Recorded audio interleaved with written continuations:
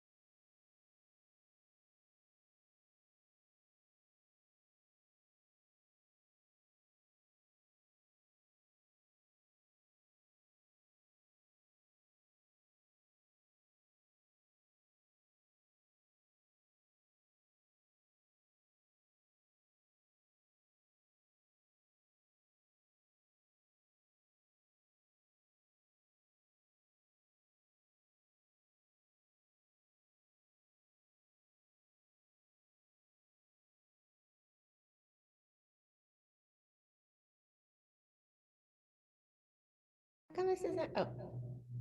Oh, I got feedback.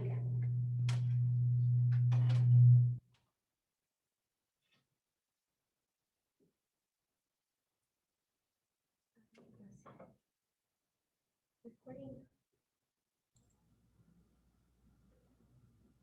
Hey, you guys, are you hearing feedback? Can you guys hear feedback when I talk? Yes, I can hear you. But are you hearing feedback? Yes. Awesome. But we need this on to be able to hear them. So maybe I've done it before.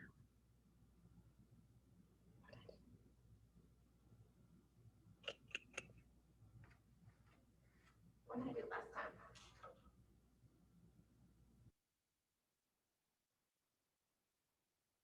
Maybe I think that's it. I don't know.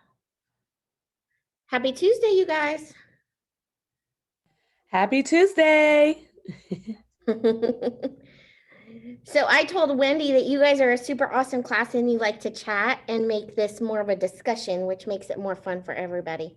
So you guys got to live up to my promise to Wendy. Will do. The pressure, the Hi. pressure. The pressure. Maureen, I'm always putting pressure on you. Yes.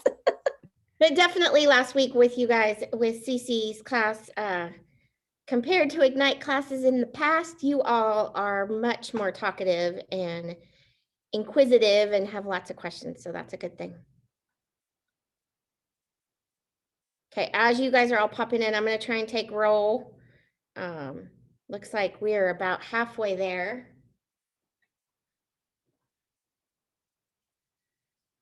Can we turn off the volume a little? Did you turn up the volume? Yeah. Yeah, there. Hey, Because Maureen, will because you I say stand back something so we here. can hear you? Yeah, if I stand back. Testing 1, 2, 3. Testing 1, 2, 3. You're a professional. How's that? Go DJ. Go That's DJ. good. That's right. That's right. Who's ready to hire me? 1, 2. Let's go. We'll get you a I'm job hiring you for my next event. Is that Robin? You didn't know it's me. Hey, Robin. Hey, Marie. It is.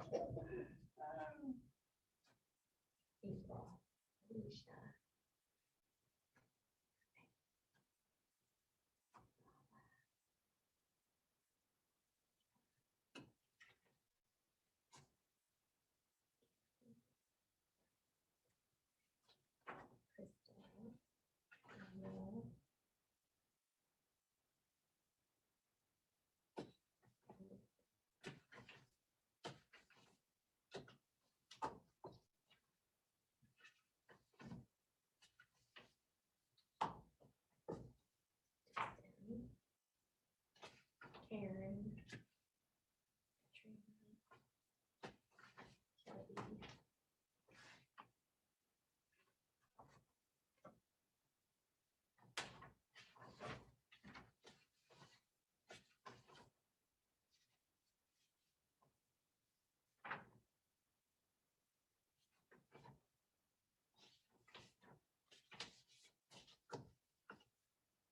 Hey, Mike, will you add Woodside to your name on the screen, please?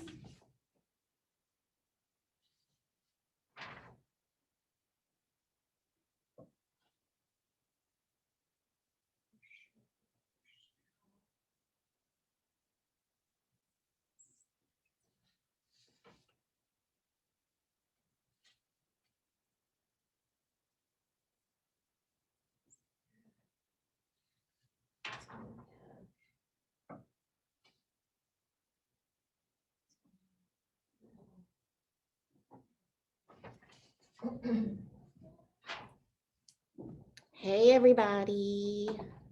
Are you happy to see me again? I'm happy to see you. Yes, Jill, we are. Good, good, good, good. I like doing this, but it takes up such a huge part of my day that it's like, can't get my other stuff done. So if I could just do this for my job and hang out with you guys, then I would do it every single time. So we'll need to talk to Cece about that.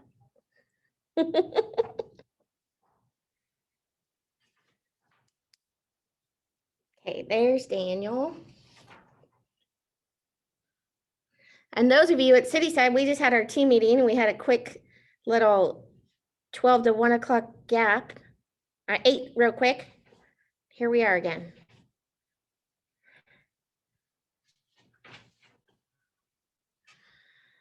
There's James. Hey, Jill. Hey, Again. James. How are you? Good, good. How are you today? Good. Who had the most exciting weekend thing go on? Anyone? I did. Okay, tell us, Maureen.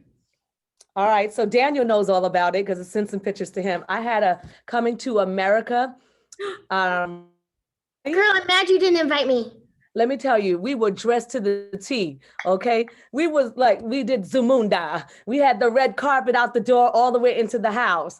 We had a movie theme where we had popcorn, nachos, goobers, whoppers, Skittles, kids, just name it. We had it all. And then we had, for drinks, we made a margarita, Hennessy margarita, and they couldn't stop drinking that. I said, there's no more, all right?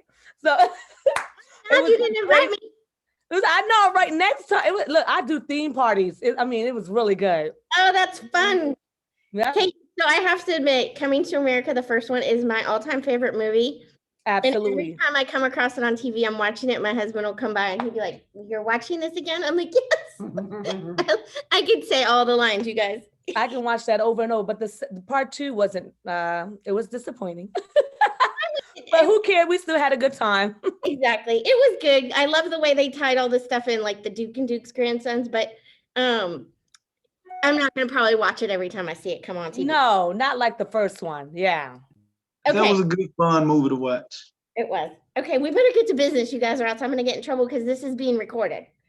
Okay, ready? I'm gonna call your name. If I do not call your name, that means I already checked you off. Addie, are you here?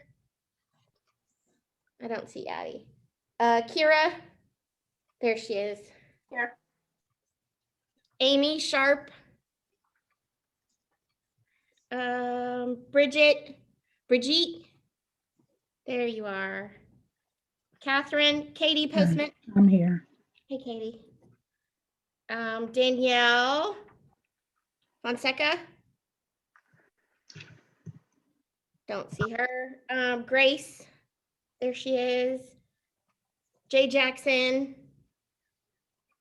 He's good. He's doing another class, you guys. He's one of our men in blue protecting us, so we'll cut him a little slack. Jasmine Alexander. Jasmine. I don't see her. Kamisha. Yeah, I am. There you are. Luis. I'm here. Awesome. Sally. Sally, are you here? Yeah, I'm here. Oh, yay. Okay, I'm gonna do a quick screenshot, you guys.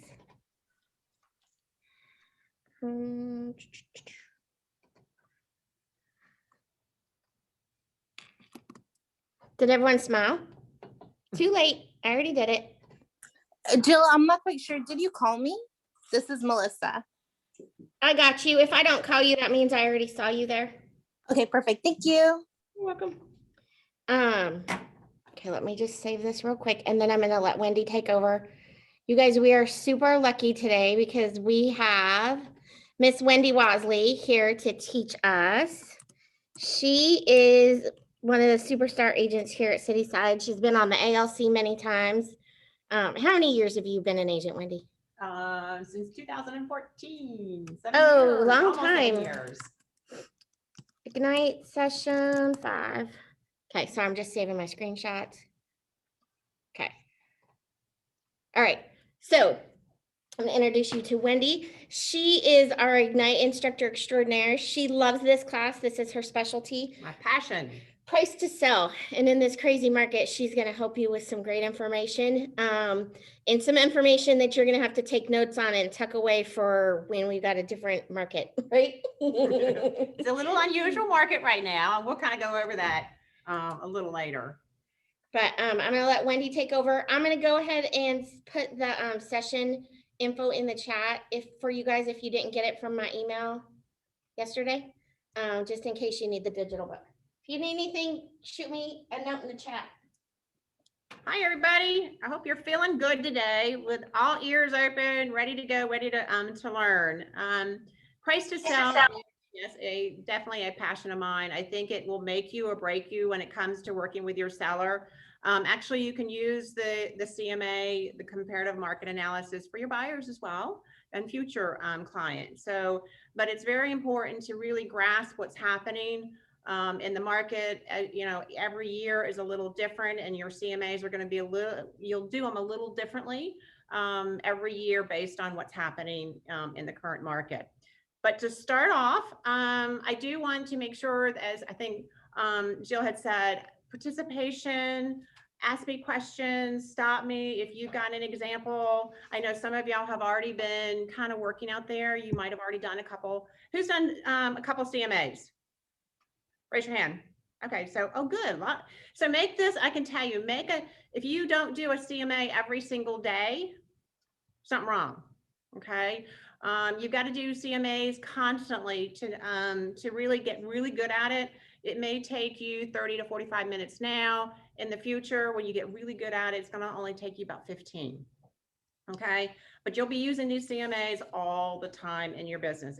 I mean, for all your clients.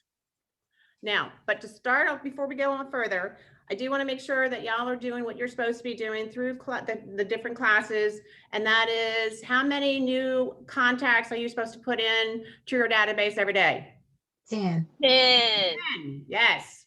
And how many connections should you be having? 4. 10. 10. 10. So 10 new contacts, 10 connections. Have y'all gone to any open houses? Yeah, some. I know there's not a lot out there these days because the homes are going really, really quickly, like ours. But again, really think about going into open houses, because you learn about that subdivision. You'll learn about that house. You'll learn about how they price that home.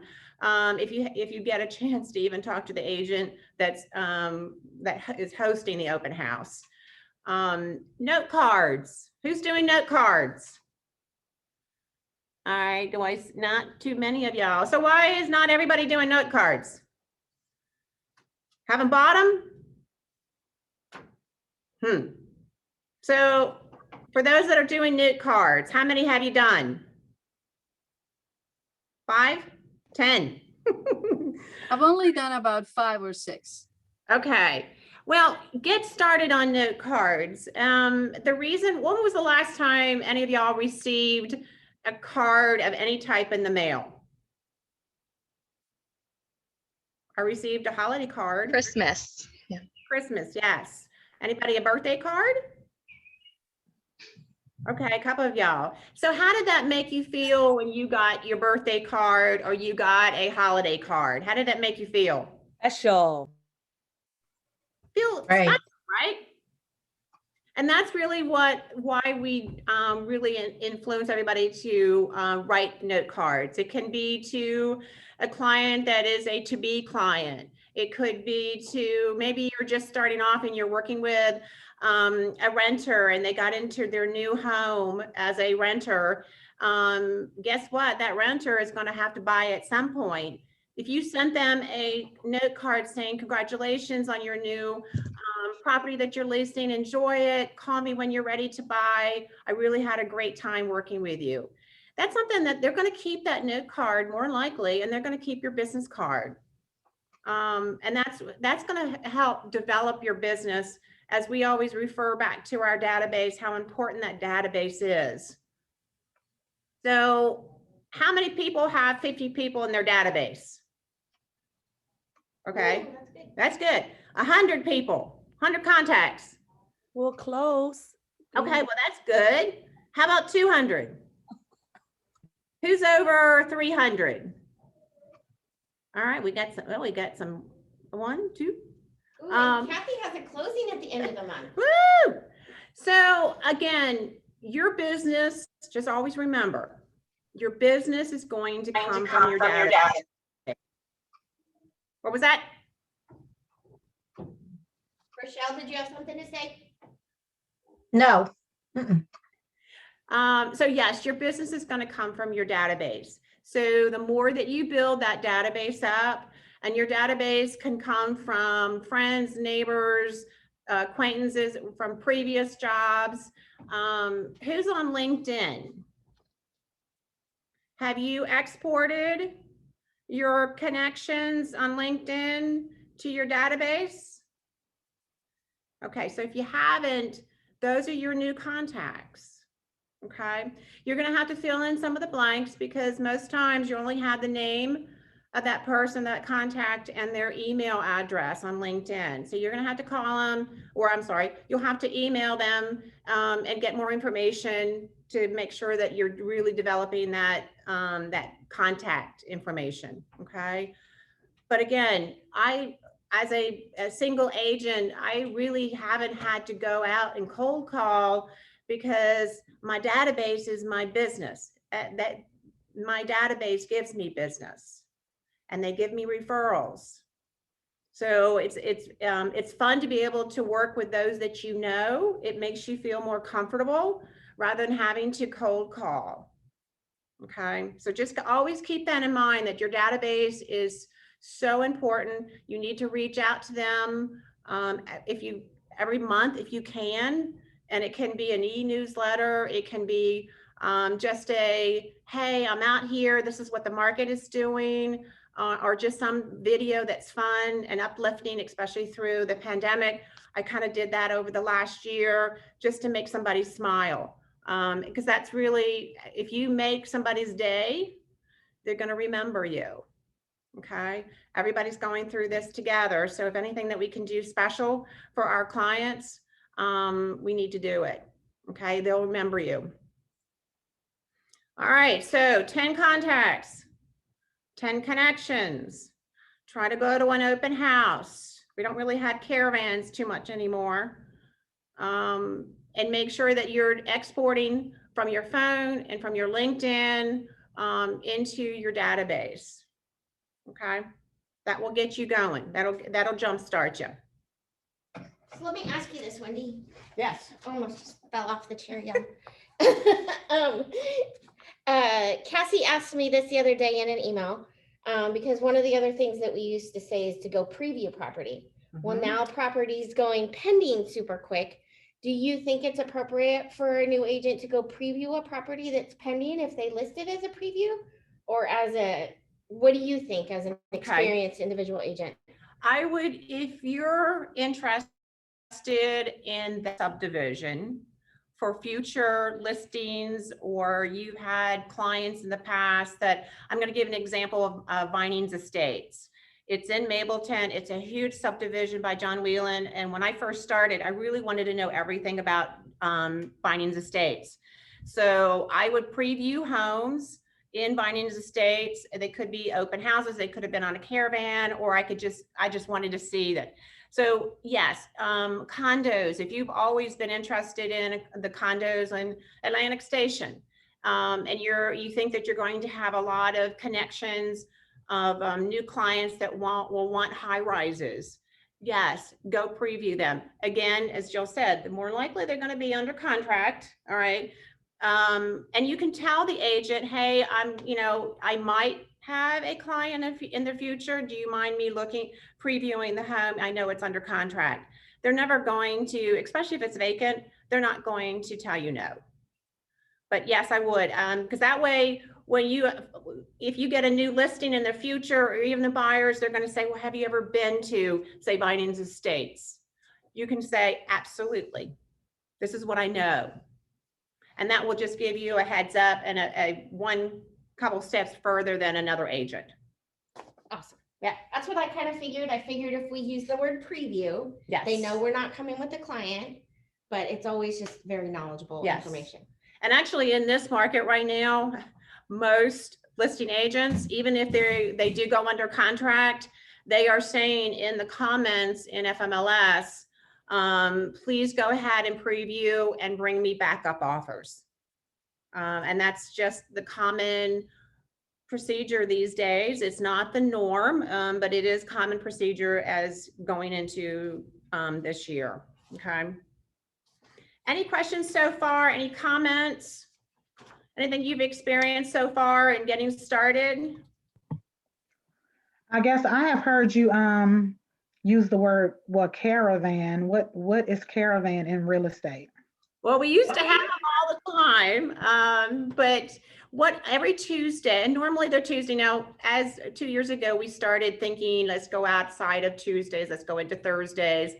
It's when we invite other agents, either from our office, from another KW office, or it could be from Berkshire Hathaway or Atlanta Communities. We just invited as many agents that we knew to say, come please see our new listing. And normally if you listed the home on a Thursday, you would have the agent caravan the following Tuesday, unless your seller agreed to have it shown the Tuesday prior to going live. And most sellers are not ready.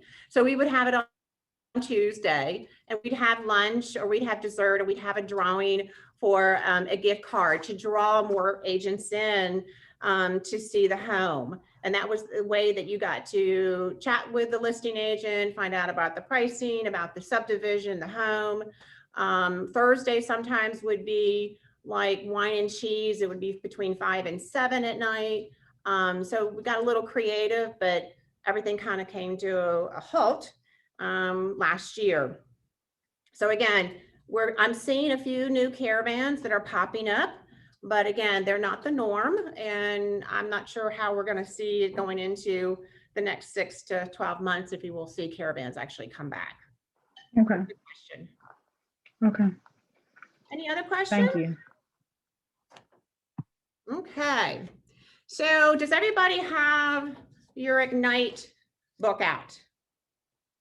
Because really what I want you to do, this is a really jam-packed session with a lot of good things to think about as you're doing a comparative market analysis. And I really want y'all to participate. I want everybody to help me out. I can talk the entire 3 hours, but I really don't want to. I want y'all to read some things for me, digest it. Let's talk about it. Let's have some questions.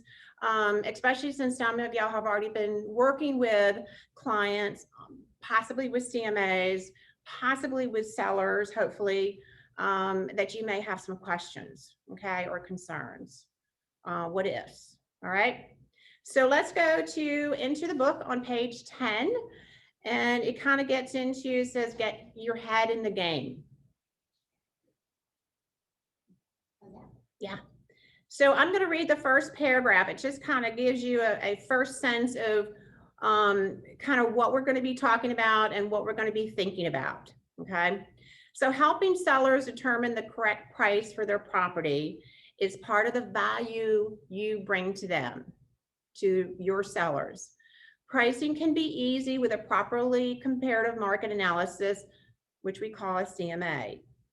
Presenting your CMA and discussing pricing with the seller are the two major components of the listing appointment.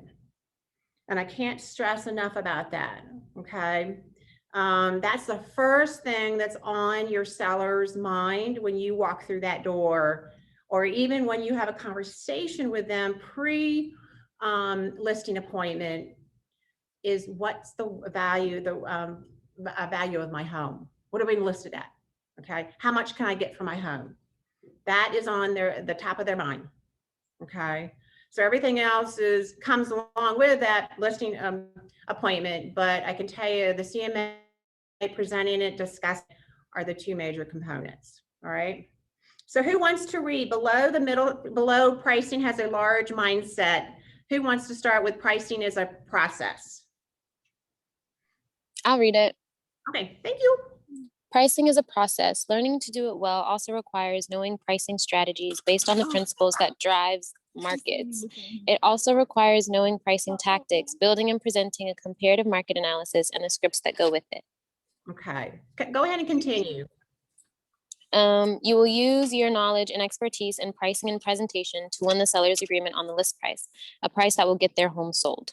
Okay, so I want to tell you a little bit, not every agent from across the board are they comfortable on sharing the CMA, okay? Because they haven't really delved into the pricing of the comps, what's that subdivision like, okay? What did they do to that home? They really don't feel comfortable. So what's going to separate you from everyone else is your knowledge. And I always say knowledge is powerful. If you digest the information, you take it all in, and then you share it back out to your sellers, they're going to understand and feel so very comfortable with you. And then when you ask them at the very end of the listing presentation, will you list with me? They're not going to say, I'm not sure, I'm going to have to get back to you, or I'm interviewing. They're going to say yes. Okay. And I always say, has anybody done the personality test? You know, it's DSCI. Okay, so well, there's a personality, it's kind of like a survey assessment of you as a person as it relates to you working in the workplace. Okay, so some people are more dominant, so they're D, S, they kind of scrutinize and break down everything. They may be a CPA, they may be a little more timid, they may be a huge listener. So you kind of have to understand who your sellers are. You may not know, because if they're not in your database, you don't have a clue. They were a referral to you and you're not sure. But one thing I want you to keep in your mind, no matter who you are, it doesn't matter where you came from, how many years of experience and what you've done in your past, every one of y'all will be a D. Every one of y'all will feel very confident going into that listing presentation. Everyone you will know your numbers. You will basically run and dominate the listing presentation, not in a bad way, but with information, as I said, that's powerful, that will get you the listing. Okay, you'll listen, you'll respond. You know, now there's some question that they have for you and you can't answer it, then you'll just, say, I'll have to get back to you. But the majority of information that the seller's going to need from you, you're going to have. So again, when you finish up with Ignite, starting today, you all will be a D personality. You will win that listing presentation every single time. I found a graphic. Do you want to look at it? Huh? I found a graphic. Want to look at it? Yeah. I used my Google search, you all.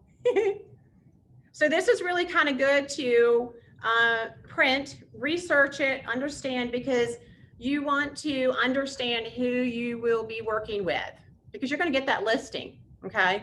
So you want to make sure that you understand who they are. How courteous are you going to have to be as it relates to patience? But a dominant person who's very direct with information, that's you. Results oriented, that's you, because you're going to get the listing. Firm, you're so sure about your numbers, that's you. Strong-willed, that's you. And forceful in a good way. Okay, you're going to make them understand that you are the agent that they should be selecting based on your skill, your knowledge, and your determination. And I learned this not the hard way, really, but it was interesting. I was a DS when I took it, and I went for my first listing presentation, and I was a little nervous in a way, but not too, because I thought, I got this, because I did quite a few CMAs originally before I went. So it was for a condo, and that was just the turn of the market, and things were not doing so well, and the appraisers were coming in low, and it was just, the sellers were disappointed. So I thought, okay, this is a challenge, but I'm going to do it. So I went in, had the strong CMA, had the strong information about what was going on in that condo community, everything I could possibly share with the two sellers. So they said, well, thank you for the information. We're gonna talk about it overnight. And I said, well, is there anything that you did not learn from me today that I can share with you? And they said, no, you covered everything. Very, very determined, very knowledgeable. Love the CMAs. We're just concerned that we can't get what we want because the market is just now turning in the right direction. So I get a phone call that night at 7 p.m. and they said, well, why do you think we should, list with you? And so I kind of reiterated everything that we talked about earlier in the day at the during the listing presentation.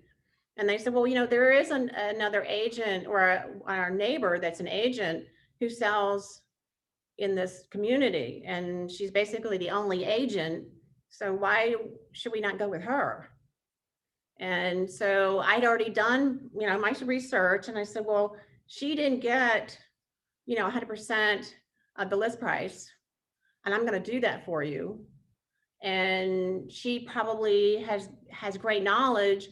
She's been doing it for a while, but I'm pretty new. And they found out through the questions how new I was.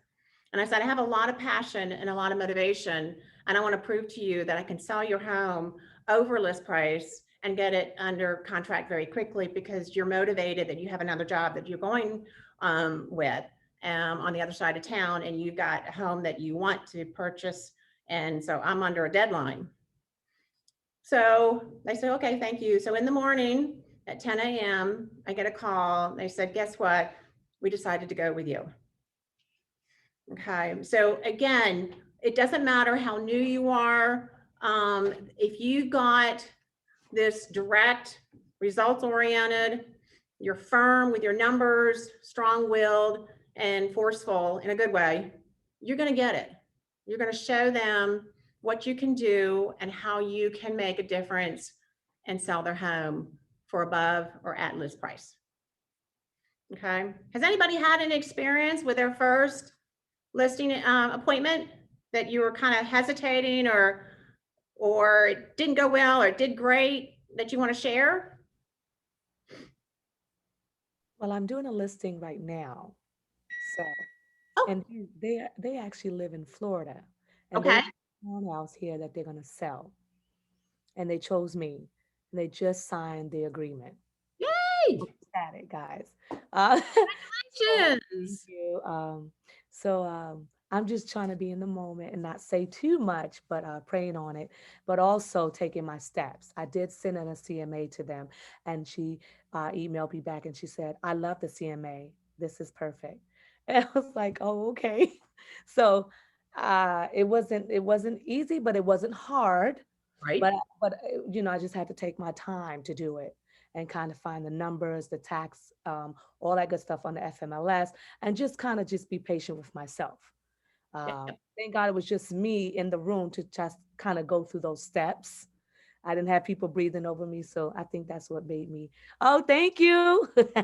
Oh, sorry, someone's telling me congratulations, but I'm so excited, you guys, to have this listing, and I'll let you guys know how it's going. Like I said, I just started. She just signed the agreement, so we're under a contract right now. I have a listing, so.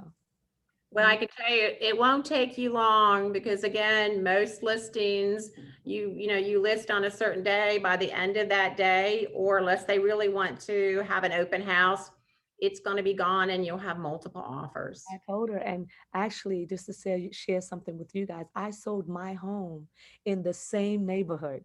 I live all the way in the Vinings now, but I was living by Mall of Georgia. Okay, so I've come a far way. So I sold my home, and she's a neighbor.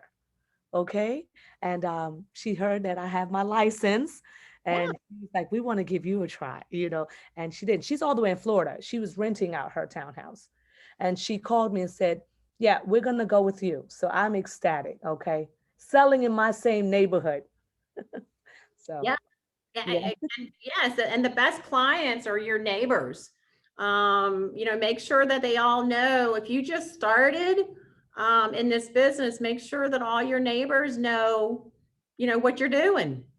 So, and I'm gonna just say some more, just a little more. Go So ahead. what I did, because my neighbors, I'm the one who used to do a lot of the cookouts. I was on a community there. They just love me here. HOA called me to congratulate me for moving. They was like, we didn't want you to move. We really miss you. But nevertheless, the reason why I'm saying this, every summer I would do the first cookout, and we would do face painting with the children. So everybody got to know me in my subdivision. Um, so when I go, all right, and I'm a little comedian. When I go, I will have what's that, blowhorn or whatever? And they're gonna know I'm coming into the neighborhood and I'm back with my sign, and I'll be placing it in the ground. They already know that this is how I am. So it's gonna be a big thing for me. Yes, it's gonna be a big thing for me. And what I did was I went back and I did small cards like this. All right. And then and then I had my card, and then it had some saying here. I also had a Starbucks gift card, just $3, and I placed it on their mailbox, the little red part that pulls up. And they was like, oh my God, Mo, we got your Starbucks. So even if they just have a drink on me, they're gonna remember. They So will remember you. Yes. yes, so that's what I did, and I'm just gonna be in those moments. Well, it's funny, Maureen, I want to tell you that I sold a house in a particular subdivision last year, and I did the same thing. I had heard that their neighbor was interested in selling. So I got my note card out, and then I got a Starbucks gift card, put a little note. Love to be able to be a person to sell your home. Whenever you're ready, call me, we'll chat. But right now, yes, please have a Starbucks on me. And I got that listing.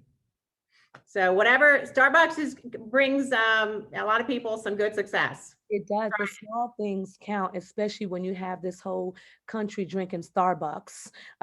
Why not have a Starbucks gift card going out? Well, they also need, everybody needs for us to put a smile on their face. And when they receive not only a note card, but a Starbucks or some other gift card, that makes you smile. And that just makes you feel that that person really means well. And it's a person that, ooh, yeah, I want to work with that person. They're reaching out in a different way than any other agent, or the agent, I always see all the time sends me just a postcard. It's great, but it's not that personal. Okay. It's the small things that count, like you said, the note cards, it does go a long way. I'm old school, even though I'm not an older person, but I am old school. I still write notes till this day. I still write my bills down, even though they're all online. That's right. I'm just old school. So I like to touch and go. I like to knock on a door and talk to you face to face. Yeah. Well, and unfortunately, we can't really do the door knocking too much anymore. You can, but it's some people are a little more uneasy about it. But for those that don't mind door knocking, go for it. At least we'll get you outside and get you one-on-one with that possible new client. Okay. Or you can just leave a little gift at the door. You don't necessarily have to talk to them. Just leave your note at the door. And I love what someone was saying in the past class. And I'm actually using it this week for this subdivision. This is a huge subdivision, my God. Sunflower. I love to plant in the garden. I have a green thumb. So what I'm going to do is, and they've seen me, they've even stopped and said, can you come and do my garden? I don't know them, but I'm like, sure, when COVID's over. But anyway, I want to go and get those seeds from Lowe's or Home Depot and place them, around a little rope with a little note, and then my card introducing myself. So the sunflower seeds are always good too. It's great. You will separate yourself from all the other agents, I can tell you. Well, thank you for sharing, Maureen. Thank you for allowing me to share, and thank you guys. So let's go to page 11. Okay. So really what page 11 states, it says, make it happen in the pricing. And pricing is one of the absolutely essential real estate success skills.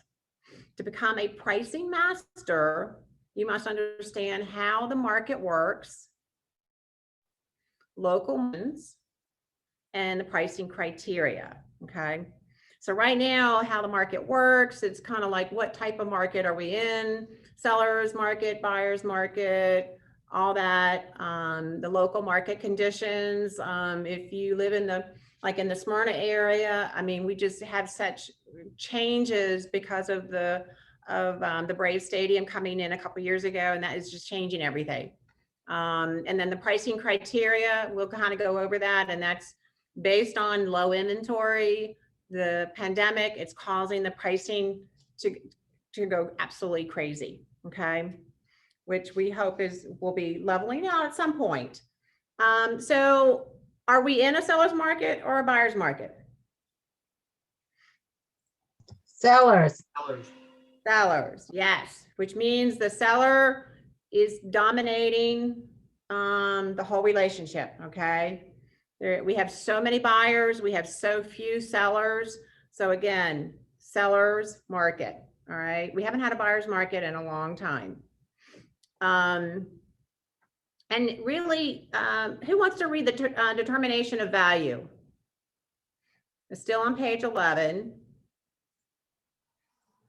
Anybody want to read determination of value? I'll be happy to read it. Okay, great.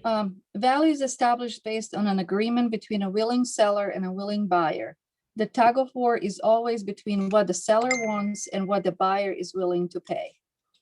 Correct. So always keep that in mind. In a normal kind of balanced out market, okay, there's always going to be the seller wants this and the buyers want this, but the buyers, you know, will pay only a certain amount. Now, what we're seeing now is a little different in the such that almost the buyer is not able to go in and price it and say, I'll pay you this, and to be done with it. Now, there's so many multiple offers that it's causing that the seller is actually getting exactly what they want.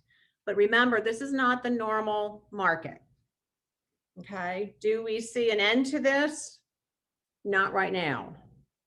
Okay, so again, the seller is dominating this whole market.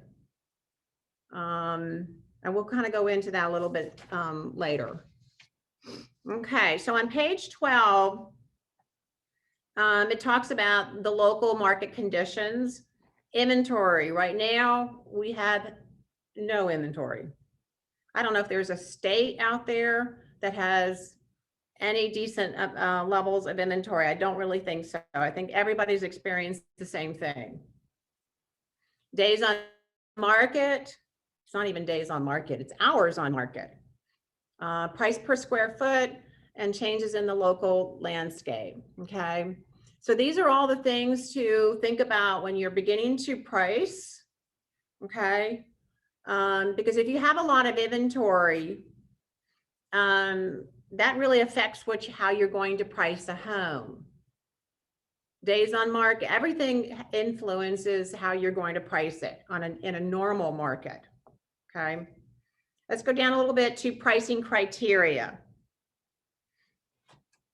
So we're looking at location, we're looking at size, amenities, and condition. I really think in this market, or in the last really year to 2 years, condition and location are beginning to go to the top. Now, location is already at the top, but I think condition is a big factor in pricing. Have you ever been in a subdivision where you've seen 2 homes? One is in great condition and one is not? Have you all experienced that so far? Yes. Yes. So does that influence the pricing? Yes. It does. And you have to explain that in a big way to your seller, because that seller or sellers may know that there's 5 other homes in the subdivision. 5 sold, 5 are new, 2 are pending.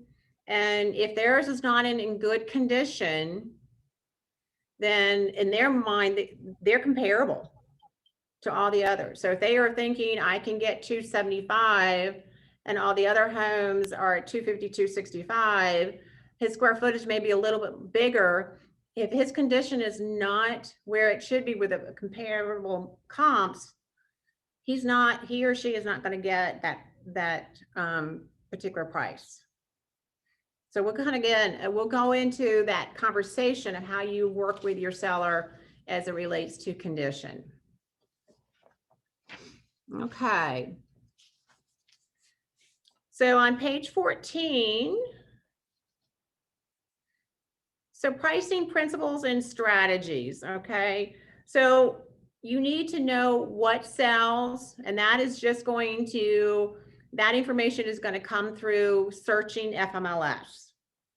You're going to look at all the pricing, you're going to look at the condition. So when you pull up the comps, you do have to look at every photo of all those comps to understand really the condition and apples to apples. Okay. Who wants to come down a little bit further on page 14, and who wants to read to the right of the graph, starting with the percentage? The percentage of buyers who will look at a property increases and decreases in direct proportion to the property's price compared to the market value. Pricing above the market does not get you showings. Pricing at or just below the market does. Okay, so is that true? Is that true now? No, it's not. So it's a little, again, it's very kind of confusing because what you're learning today in today's class is based on a balanced market or a fairly balanced market, okay? Right now, because of no inventory, I don't care what price a home that goes on the market, it's going to be desirable to every single buyer out there within that price point. Okay. So normally what we see is if a house is say priced at 400, all the other homes are 360, 375, 380. Do you think the buyers are going to want to go see and put that $400,000 home on their list to see? Normally? Not really, no. No, not normally. If there's not a lot of homes out there, they may say, well, I like what I saw on the photos. The condition of the home looked good, but I think it's overpriced. And the thing of it is, if you've got a good buyer's agent who can negotiate and bring the pricing down during a normal market timeframe, then you possibly could go see that $400,000 home. But most buyers are not going to want to go all the way up. It's too much stress to know that they're going to have to negotiate and pull that pricing back down to the other comps. So it's always better to go ahead and price it along with the other comps based on the condition of the home. Okay. So I'm going to give you an example of, I had a seller, and it was a referral, and they had a condo at Atlantic Station. And the seller said, and that was about 3.5 years ago. Again, that was kind of when things were beginning to change and market was getting good. But these condos at Atlantic Station just were not selling. They were having a difficult time. And all condos at that time were having issues. But he hadn't been in Atlanta. He lived in California. He said, oh, I know my condo is going to sell. And, and again, being in California, what's happening in California normally? Higher pricing? Yep. And a lot of buyers out in California. Everybody kind of wants to go to California. So he says, this is what I said, well, what type of, this is the information based on the comps. And I did a lot of comps because I figured him not being here in Atlanta, him being in California, he may have different views on the pricing and the reasons for the pricing. And he said, I got to have 320. And the closest comps were 295 and 299, and he wanted 320. Okay. And the comps that were pending, hadn't closed yet, pending, one I reached out to because I knew the agent and said, how are you doing with the pricing? And has the appraiser come in and appraise the property? And she said, yes. And they're not coming any higher than 305. And they had it listed at 309. So they were going to have to accept it at 305. So I told that to the seller and said, I want 320. So what do you think I did? Did I come down to 305 or did I accept his 320? Nobody? I accepted his 320. Yeah. What'd you say? You accept his 320. I did. So since I did that, what do you think that I could do to make sure that if it didn't work out, that we could take a reduction? What conversation would I've had with him? You can let him know that you'll do it, but in a week, if you don't see a change, we will need to bring it down. A Yes. certain percentage, yeah. And just kind of keep, and then the next week, we would need to do that again. We'll review, go back. Mm-hmm. Correct. Just So to cover you, it's cover basically, you, yeah. it's basically appeasing the seller. But again, you don't know what the buyers are going to do. You don't know if there is a buyer out there that is willing to support the 320. Okay. And I've done a lot of taking that risk. Okay. Luckily I've been very successful that we have been able to find buyers who will want to pay that higher amount. So we did within a very short period of time. I think it was like maybe 16 days. Okay. We found a buyer, 320. So what do you think happened during the appraisal process? What do you think? Did it appraise for 320? No, No. What was that? no, because it was appraised originally for 309. You had said that, right? So wouldn't it have appraised for the same? Well, it actually appraised for 320. Wow. How did that happen? Okay, so again, this is crucial to remember. When you do your comps, okay, you also have to put yourself fast forward into the future of I'm now under contract. I have a buyer.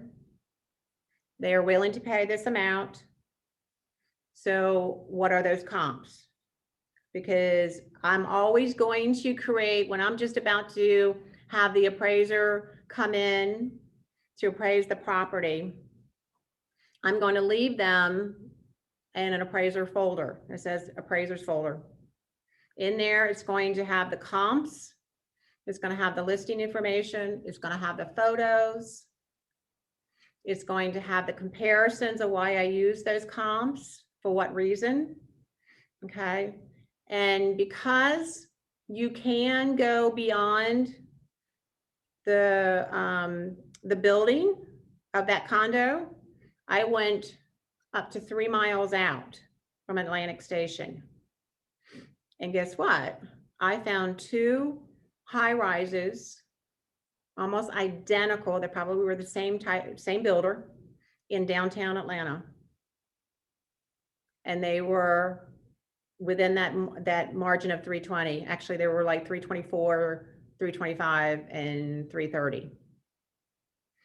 So that's how I won that, because I left them the comp sheet and the comparison, and they accepted it. Okay. But if I hadn't done that, and I didn't leave the comparative market analysis folder for him, then I probably would have lost. It would have had to go down to the most previous appraised value for that condo community, and that would have been 305. Okay. So when you do your comps, this is really dwelling in. You've got to understand that property head to toe, and are there comps somewhere else out there? Because if you got a valid proof that they are comps, then that you can debate it with that appraiser. What's a reasonable distance? You said you went out three miles. Yes. What would be what's a feasible distance? What's too much? They don't like to go beyond 3. They really have a hard time because I just recently had one and we went 5 and 7 miles out. And I can tell you, appraisers are not equal. There is a 5 to 10% difference from one appraiser to the next. Okay, there is a 5 to 10% difference. So one appraiser may say 320, another may come below that 5% or 10% or higher than that, which is wholly wrong because we're experiencing some really rough appraisers right now. But that's how it's happening out there. It will always be that way with the appraisal process. Appraisers are. So Wendy, this is Bala. I'm having something going on now.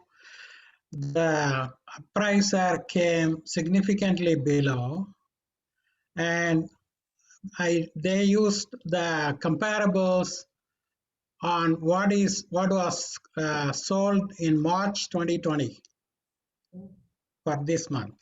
So I just told them that is not right.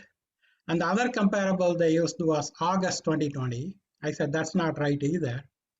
So among the 3, 2 of them were totally outdated.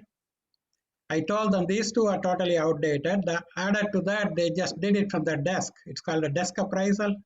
Right. I've had several of those done. Yeah, so they did it from that. I just said, this is totally invalid. You need to redo it. And they are not willing to do it, so I had to go with another one. So it's kind of tricky, I guess. It really is. It's a challenge because I had one just recently at the very end of last year, and they did a desktop, and he was so off. I mean, so off by $25,000. And when I challenged him and sent him the comps, and even the buyer's agent said, and even the buyer said he is off. He came back, instead of saying you're right, he basically said, I'm sorry, my system on my computer took the wrong number. So please never accept what the appraiser says. If you can have valid comps, then go ahead and challenge that appraiser. They'll let you dispute it. You have to fill out a form. You have to share all your comps and a really good reason why, but make sure that you do it. I probably have only won out of, I think, 4. I've won 50% out of the 4. I don't like to be challenged. You shouldn't want to be challenged.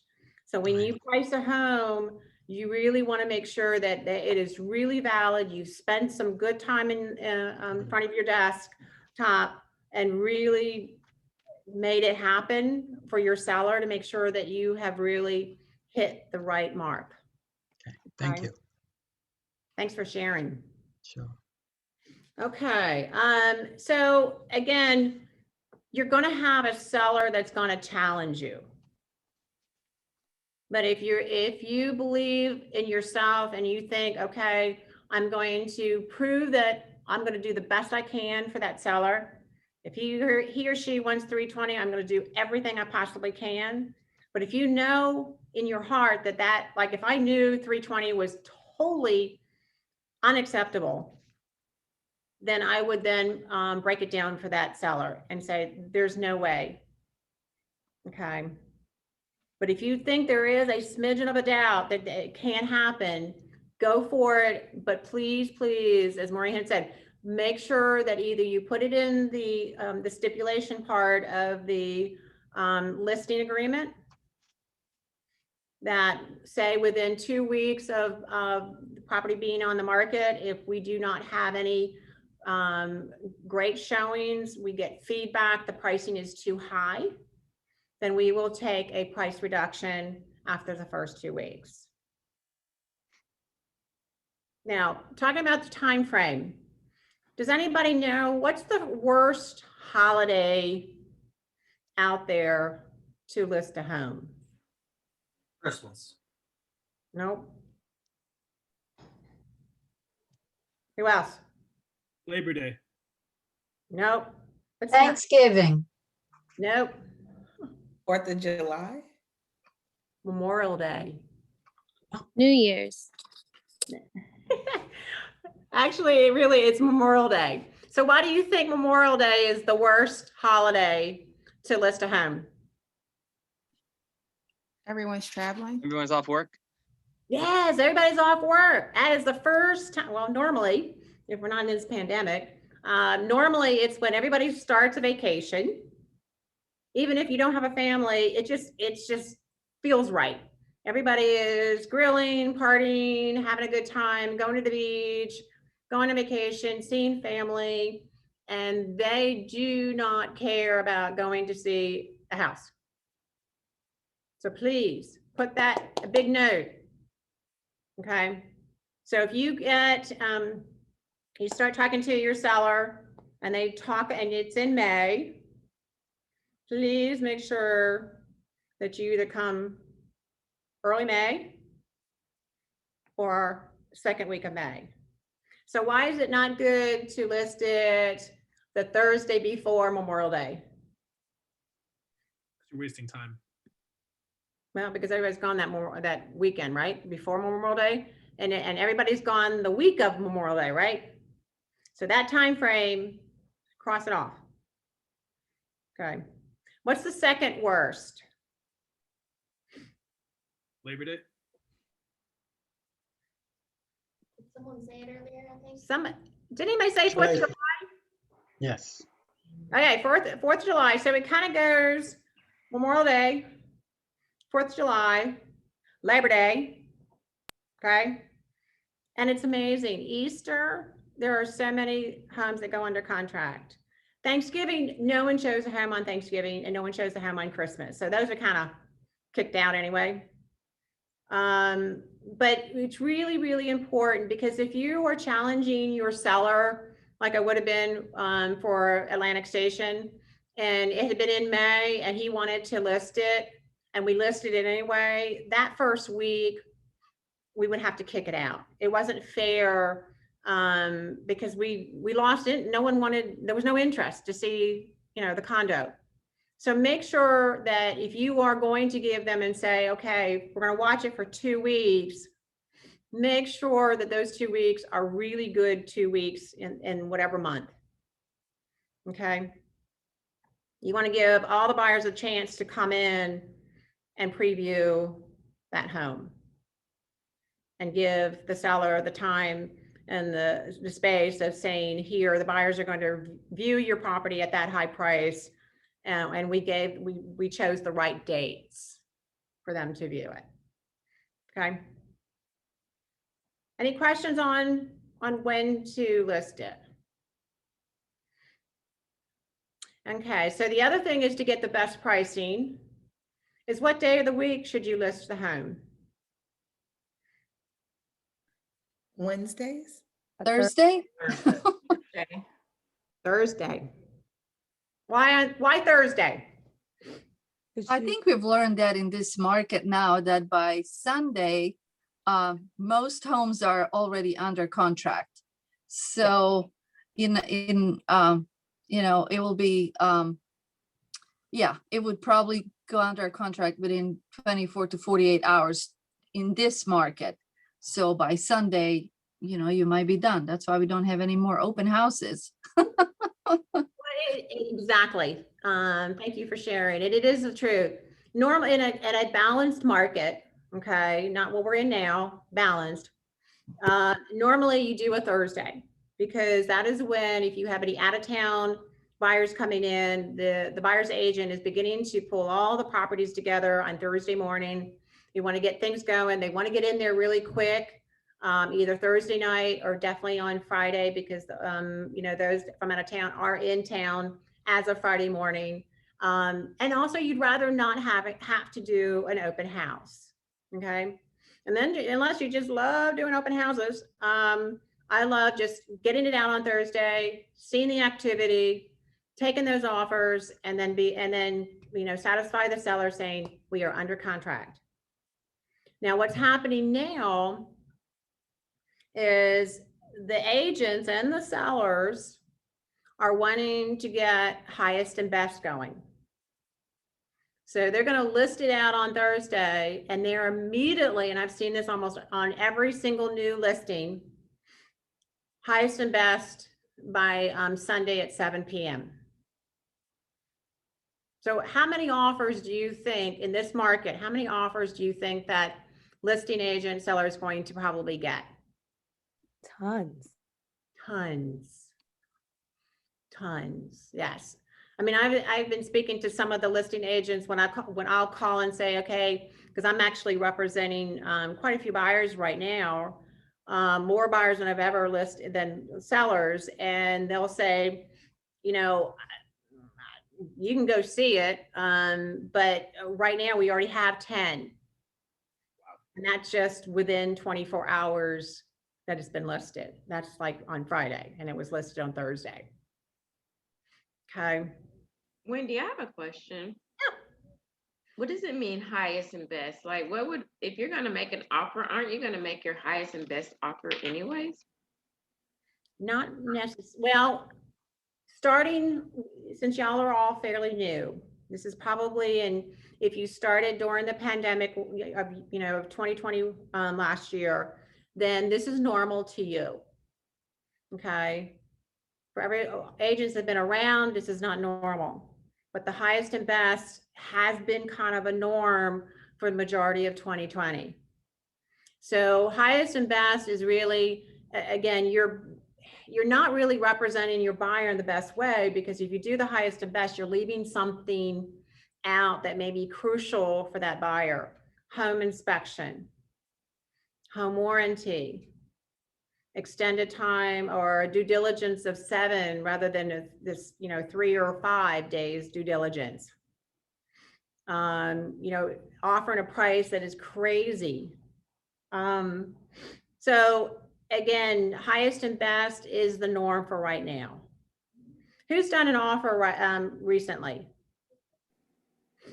Okay, so have all of y'all had to do highest and best? Yes, me too.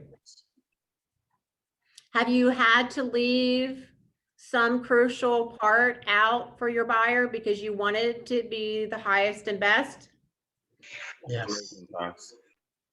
It's tough because, again, you as being a buyer's agent, you want to represent your client in the best way. And with highest and best, it's a challenge. But if you're representing the seller, y'all are on cloud 9, right? But what's happening though, for those that are the highest best, the seller gets all these offers, it's going 10, 20, 40, 50, 75,000 over list price. What's happening? Has anybody experienced anything so far with the results? The appraisal does not come close to the market price. Well, I can tell you, I've never experienced anything like this, and I'm the pricing guru, and it's really been a challenge. But what's happening is now the sellers are saying it doesn't really matter. You can go 50, 40, 30, 75,000 over, and now the sellers or the listing agent is going back to the buyer's agent, and they're saying, if it appraises below asking, is your buyer able to pay the difference out of pocket? Because really no lender is going to really, they're going to frown on that buyer pulling out that $10,000, $15,000, $20,000 difference, even $1,000, depending on who that buyer is. Okay, but the seller doesn't care. So that is what you're up against now when you're doing a listing presentation and you're pulling the comps. Y'all are going to have a conversation and a speech that is new to a lot of the scripts that we have that have always been so successful, because you're dealing with a whole different market. Okay. I just want, if you're, you're representing the listing, the seller, just make sure that that seller understands that if they do have all these offers, that they're looking at every part of that offer, all the parts, and they're only not just taking the highest price, because it could come back and to haunt them. I'm just right now, I'll give you an example. I'm representing a buyer and he lives in Cumming, and we had to go all the way to Jasper. Everybody knows where Jasper is, up in the mountains, to find him a house. So the comps look right, they're, a little high, but there were comps out there that supported this amount. And once it got to the appraisal process, the appraiser said, no, there's a $43,000 difference. It is priced too high. The seller has to come down $43,000 for us as a lender to approve this loan. Ouch. Okay. So what do you think the sellers do? I don't know what the seller's going to do. We just heard this morning.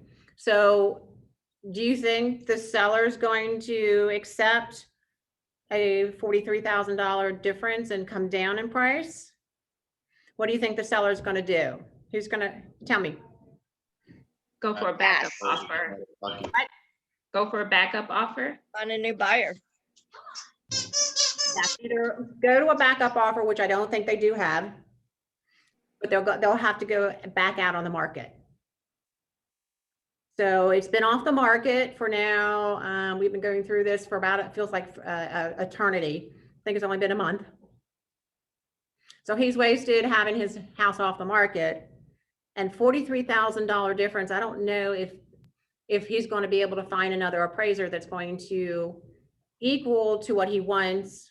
And he's already come down in price.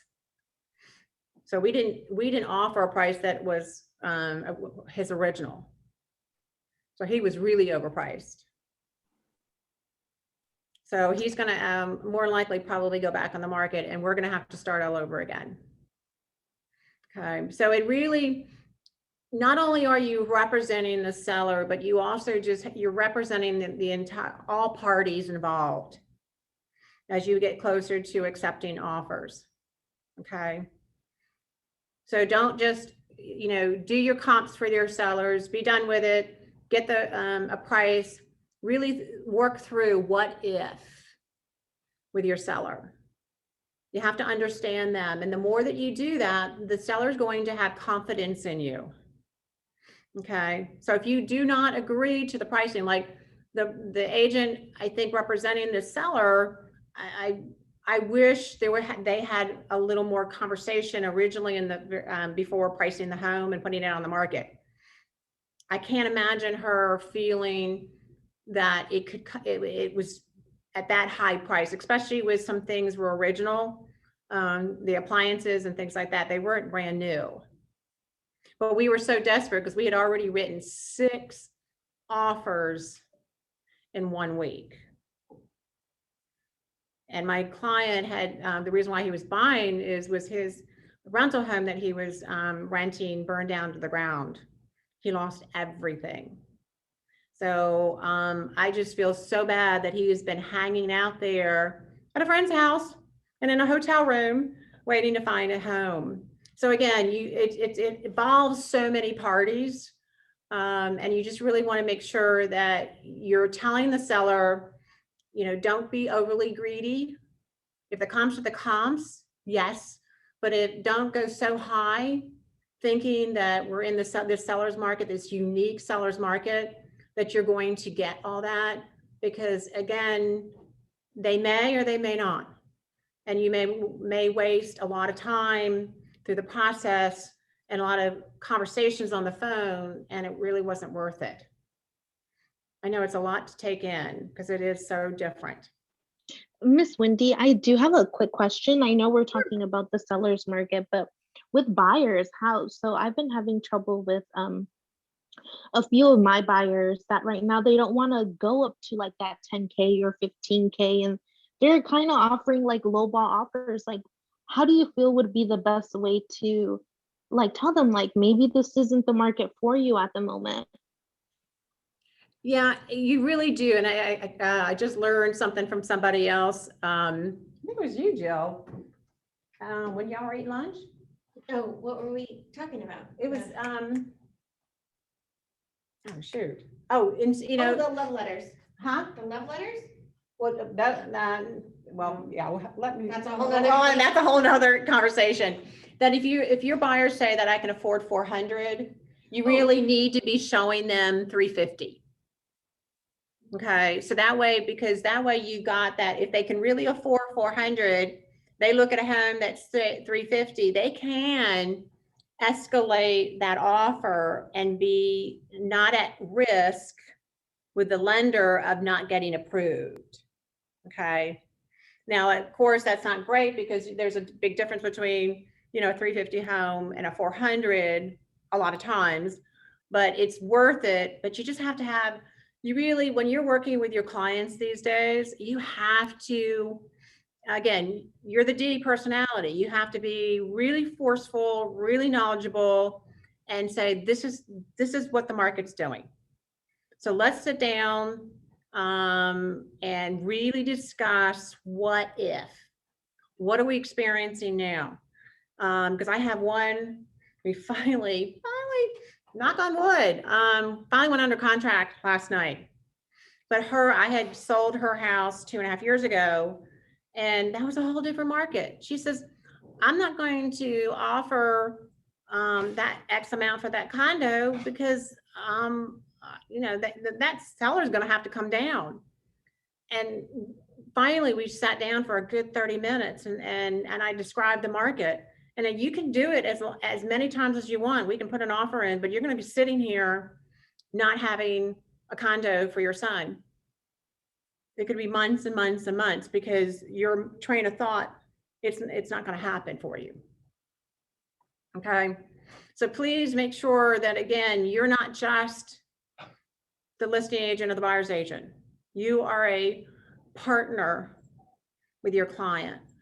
You need to share all the pertinent information, the right information, so they feel confident.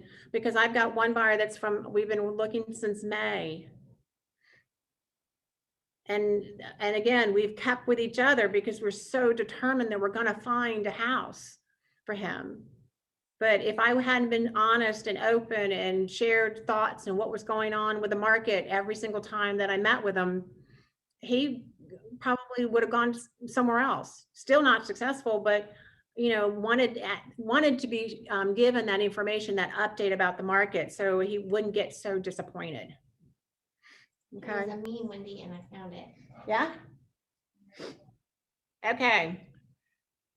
It's a Facebook meme, you guys.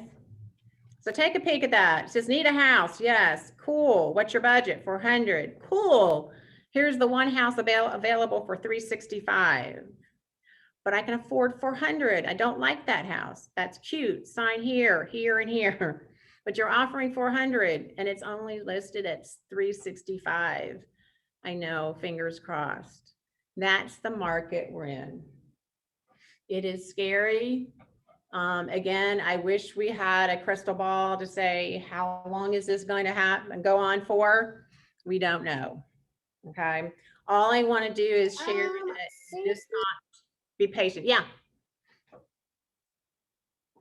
You had a question? Nope. Okay. Just be calm, cool, be informative, and you'll get through this with them. And they will be so appreciative, I can tell you. Wendy, I Yeah. have a question for you. Yeah. Melissa talked about a client who perhaps this market is not, I mean, maybe she needs to wait until things change. Do you actually run into a lot of clients like that you just say, well, maybe we need to wait until the market conditions change? I want them to make that decision. I'm never going to. Okay.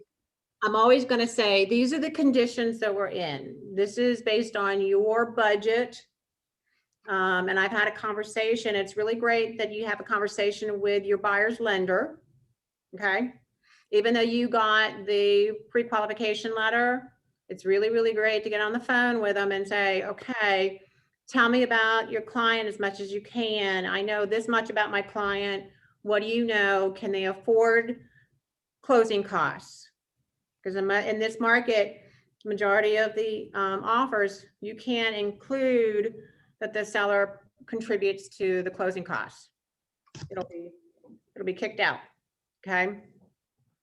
So getting to know your client through the eyes of the lender, and then you can come back to the buyer and say, look, this is a situation that we're in. This is what you can afford. This is what we've seen. This is what the inventory of that type of home and how quick those homes go. Are you willing to do all this? Are you willing to come down and maybe not ask for any closing costs? Are you willing to come up a couple thousand or 10,000 or 15? You've got to have an understanding, because if not, you're going to waste your time and your client's time, and you will be exhausted. Okay. Okay. And then more likely they'll stick with you. If you're real honest with them, they'll stick with you. Okay. All right. So let's go to page 15.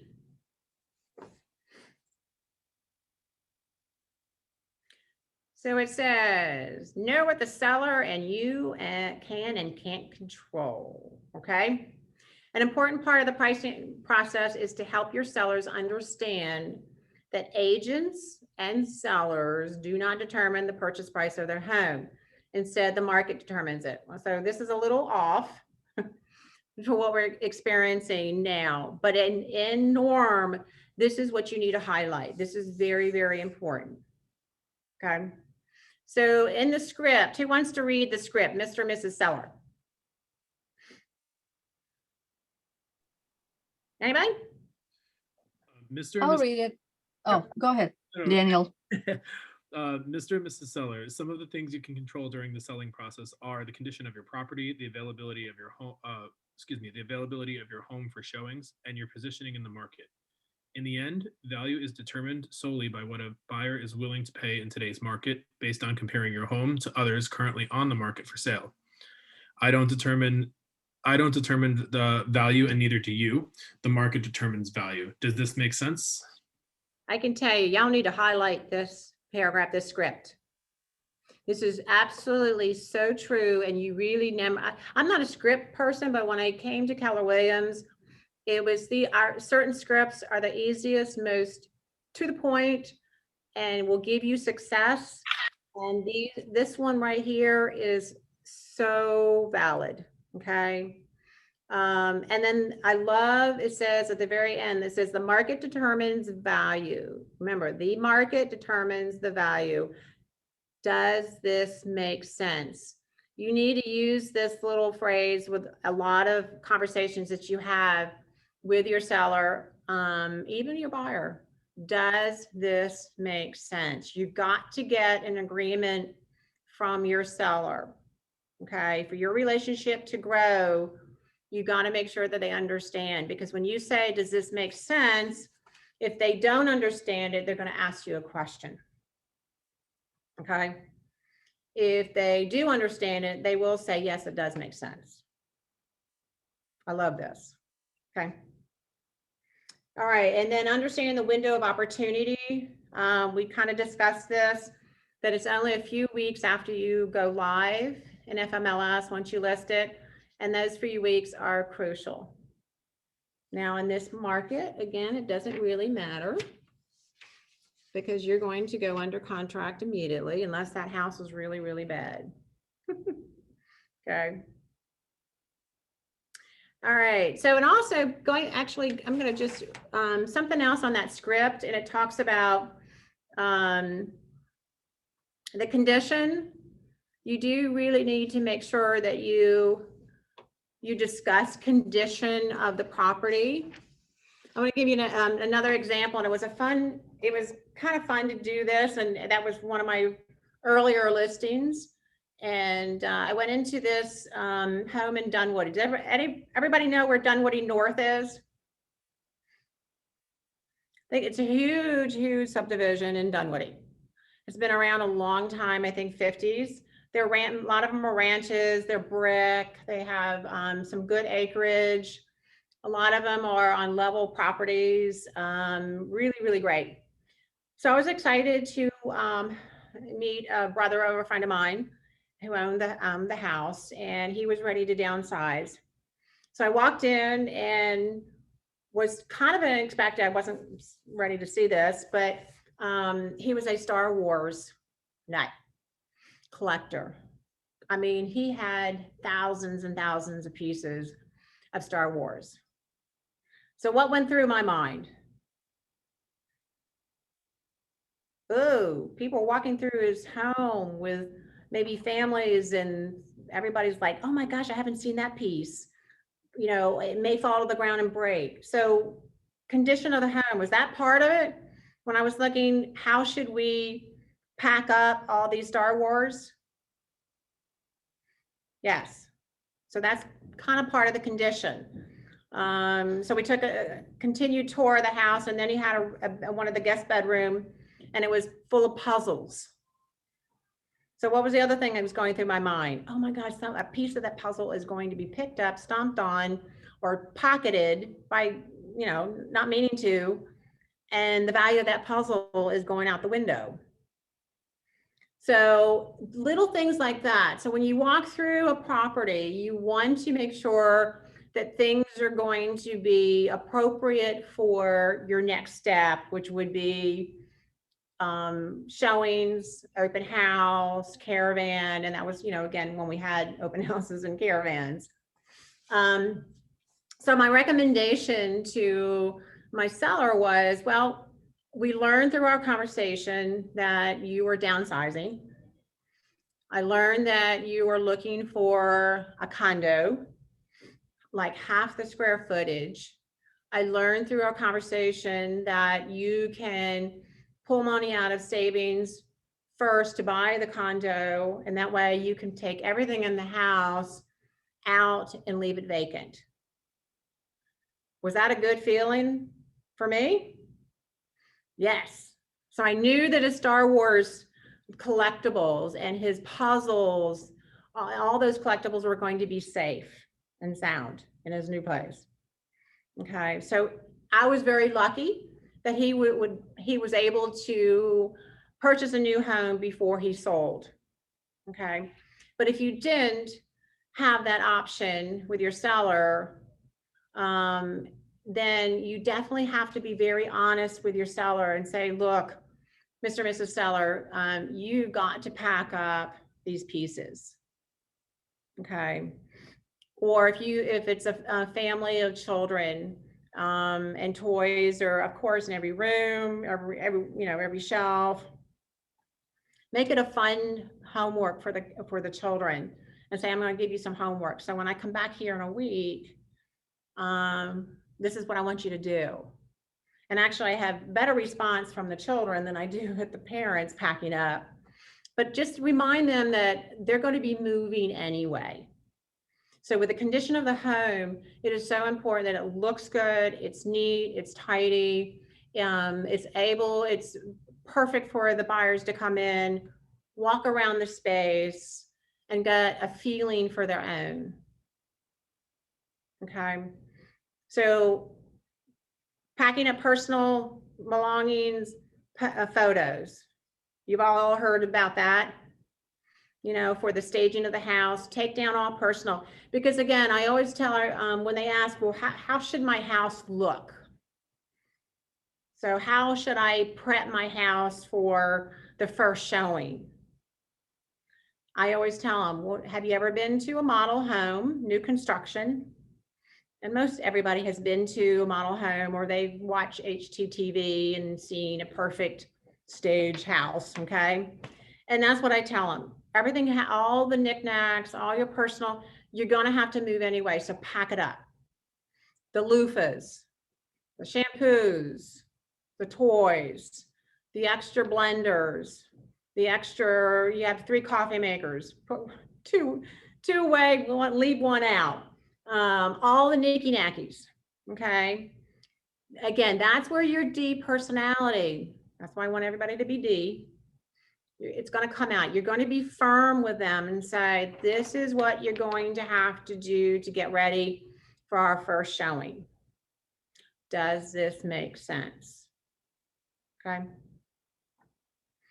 So again, you could have your house priced perfectly, okay, but the condition of the home, or say that it's priced perfectly compared to the comps, but the condition of the home is not comparable, and you'll lose, okay? And I always say to the sellers, Mr. and Mrs. Seller, you do want top dollar, right?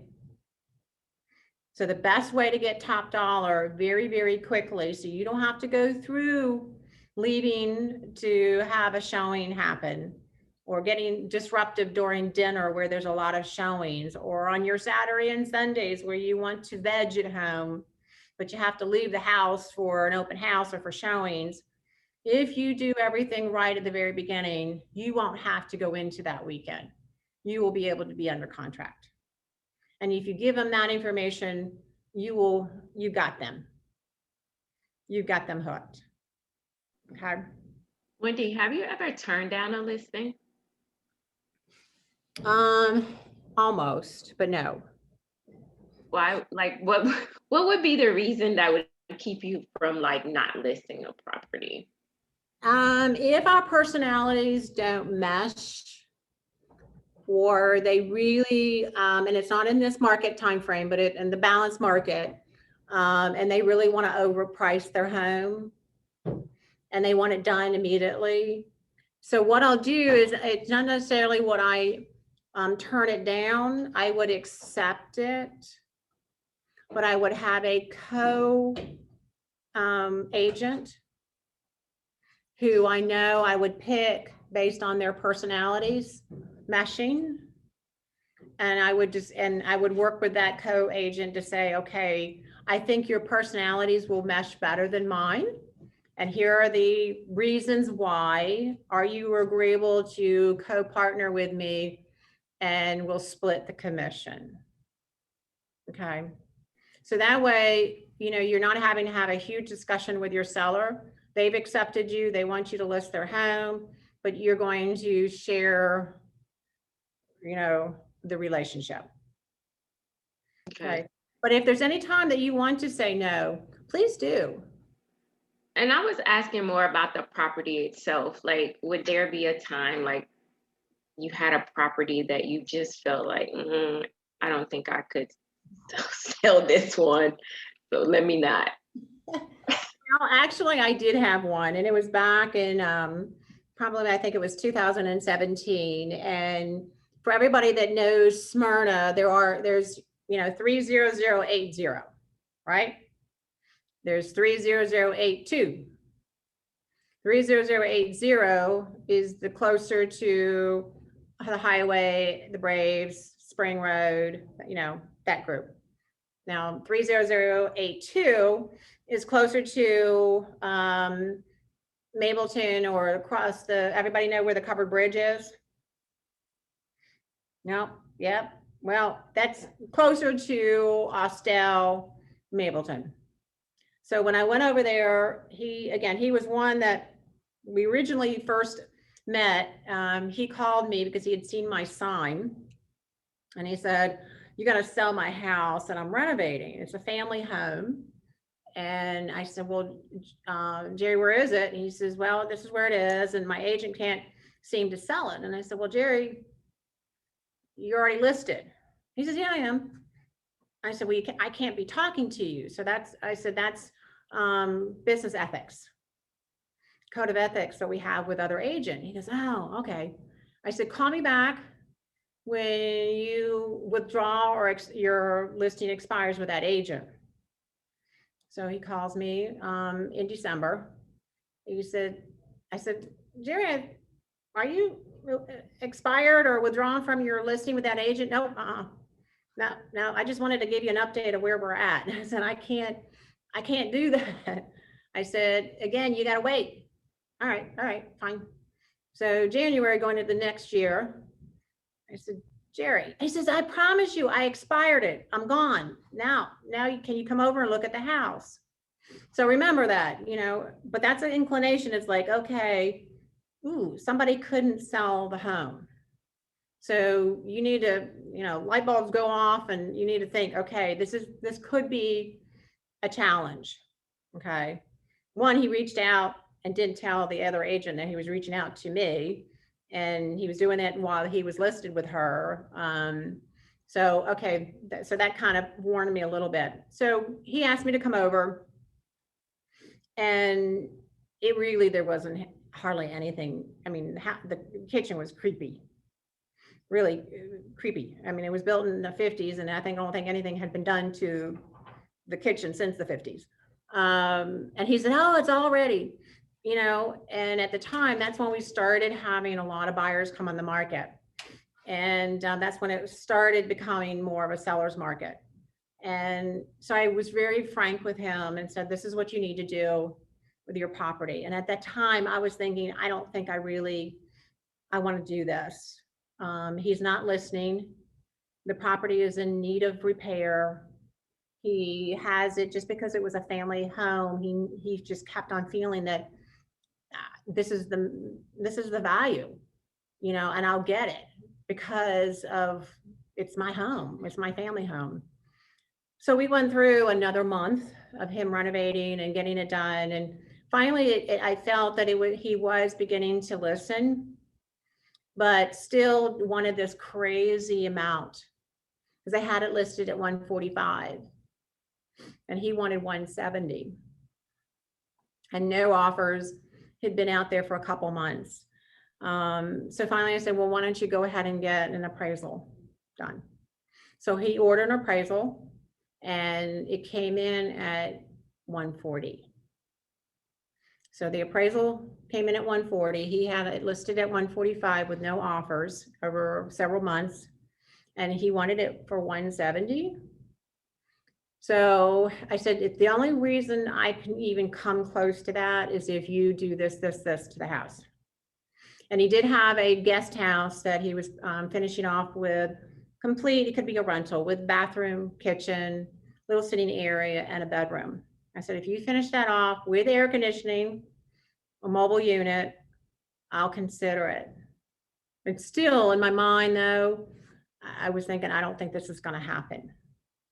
So gave him 2 more weeks. He was able to complete it. It felt, because the market was beginning to move in the right direction. People were beginning to venture out into that area a little more so, but I had to take the comps from 30080, which I felt unsure because his comps came from Ableton and Austell, which were not good. So again, that appraiser was going to be a little difficult to work with, but I remember knowing that appraisers value, they range anywhere from 5 to 10% up or down. So finally we went on the market, 170. What do you think I got after 3 weeks? I'm gonna say 145. You probably got your 145. Well, my surprise, I got 170. I did. So what do you think we got on the appraised value once that buyer's lender sent out the appraiser? What do you think we got? 170. 170. So what was it? Why did we get 170? Why did it happen for him? Well, I think you used the comps to prove the value. You went out of your way to get the comps to say what you needed to say to get the deal to go through. So again, that is what I did. And when I took the comps from 30080, they were because 30080, all of the sales were, the pricing was rising between 3 and 4% at that time. 30082 were barely rising 1%. So I took comps from 30080 that needed to be renovated, and then took what he actually did to his house, new appliances, new flooring, and add that to the comps of updated in 30080. And that's how we came up with the 170. So you have to, again, it's not apples to apples. Every single property is different, okay? You cannot assume that I just did a comp and this is what I did and this is what I came up with and this is my calculations and that was it. Then I'm gonna do it the same thing for my next one.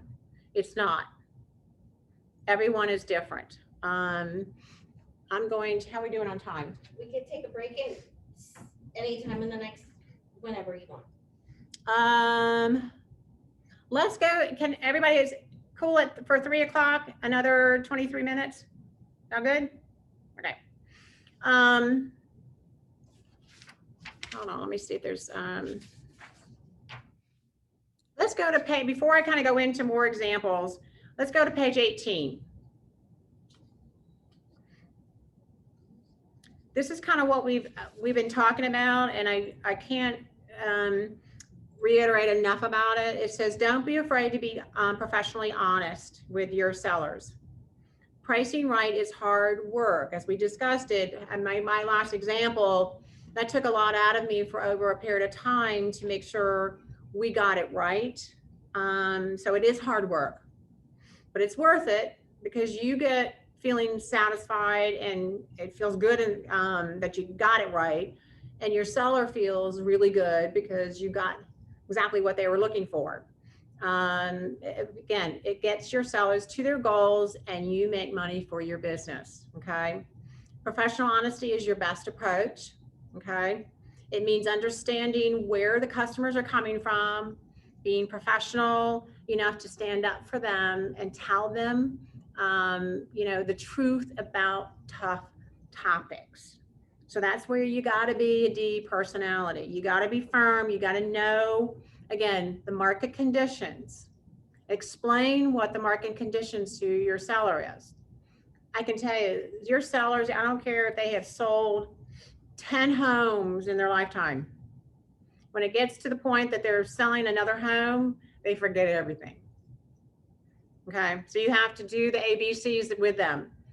Market conditions, what are they? Okay, and they change, right now they're changing so drastically. You do have to explain definitely the market conditions. Property conditions, features, amenities, location, buyer and buyer agent feedback, and then comparable property sales. Okay, so let's come down a little bit. And if a seller insists on a higher than the market price, remember, highlight this part. Get an agreement now that they have only a short period of time. Well, they will allow it to be at the high, and then you're going to go in after 2 weeks to do the recommended. Okay, so highlight that little section there. So highlight, in fact, that this entire page 18. Very, very, very good information to keep reviewing before you go into your listing appointments. Okay. Okay, so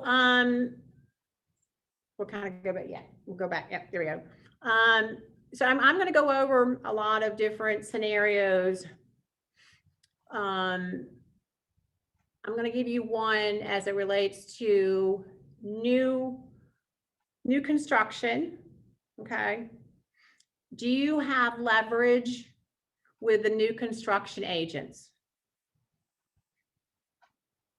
Okay, are you, if you're gonna, because we have actually a lot of agents that are listing agents for new construction builders. Anybody gonna be working with new construction builders? Yeah, one? I'd like to eventually. Okay. Always, I mean, because the construction business, right, new construction business is going crazy right now. I would always, say test it if you want, test the waters. It is very challenging as well. Okay, you do have the upper hand as the listing agent. I just heard today from a group that they're going to highest and best as well, which we have never, at least not to my knowledge, have we ever had highest and best coming from new construction. Usually based on, if you're working with a builder, normally they're relying on, as each new home is sold, they get a new appraised value, then that will change the pricing of the homes.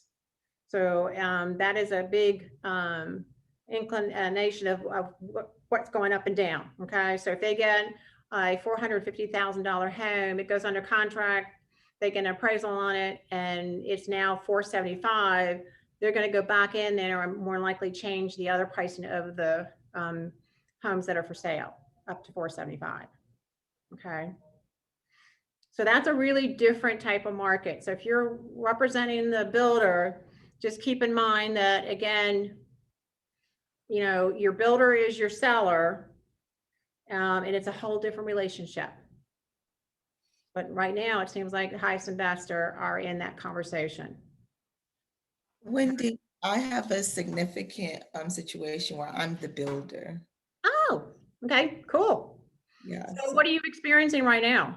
Well, I mean, just right now, it's just been honestly the lenders, the lenders and the buyers at this point, it's there is a lot of property and land. So, it's just, each case is just different. Like I said, it just depends on just the lenders that I've just seen the most, the hiccups with when it comes to serving the property and deals and stuff going through. But everybody's ready to build, especially in commercial. So I'm residential right now, so I'm looking to shift over to commercial. That's probably smart. Well, I don't know. Is there a need for commercial? It's not, but it is in the areas that I'm looking to build, the more, the up and coming South Georgia. Mm-hmm. Yep, that's smart. Mm-hmm. What's also different, again, it's whoever you're representing, whatever your role is, you just want to make sure that you are following and doing all your, crossing your T's, dotting your I's. You're up with all what's happening around you, and anywhere in Atlanta. I mean, it used to be that nothing was selling in Gwinnett County, nothing was selling in Fayette County. Oh my gosh, it doesn't matter where you are. Everything is selling. I have to share that I had, when I first started, when I was reaching out to my database, and for those that I worked with in my previous job, I said, if anybody needs my help, please holler at me. I'm so excited about making this change. And I heard from one of our legal lawyers, and she says, oh, I'm going to be selling my house, but that was in 2014. But my townhome is, I'm going to be paying, to sell it. So I'm not going to be ready, but if you could just keep up with me. So that was 2014. I just sent her, today's Tuesday, I just sent her on last Friday a new comparative market analysis that I did every single quarter over the last 7 years to her. And she is now probably going to make, instead of giving back probably $20,000 in 2014, she's going to make $50,000. So these comps, just make sure, that you're really working through these comps with all your clients, no matter if they're current, past, future, whoever they are, that you're using these comps to your best ability. This is your tool. It's going to make you or break you. And if you're good at it, it's going to take you a long way. Okay.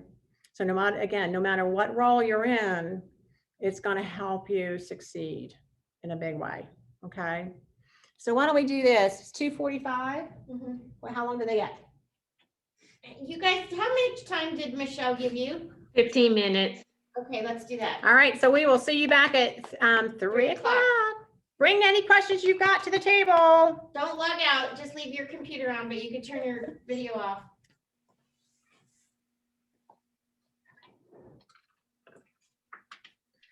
Why I stand sometimes like it. It's easy.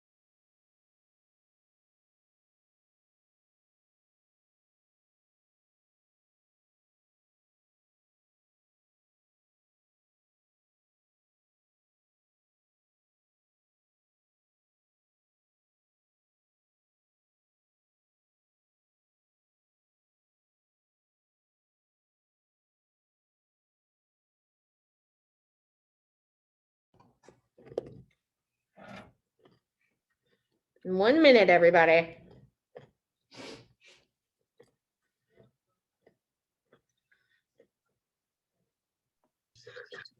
Yeah, you make it to Thursday. Me? Yeah. I'm excited about it. No. Hey, and since this is the Rawls group here, you guys, City Side is having our first in-person Thursday on the 18th. James put it in the chat. If anyone wants to come and meet your classmates, come on. If you feel comfortable being out, it's outside at Marlowe's Tavern out on the patio, right, James? Yep. At Got the whole 5. setup. He said it suits comfortably 20 to 25 people, is what he told. Okay.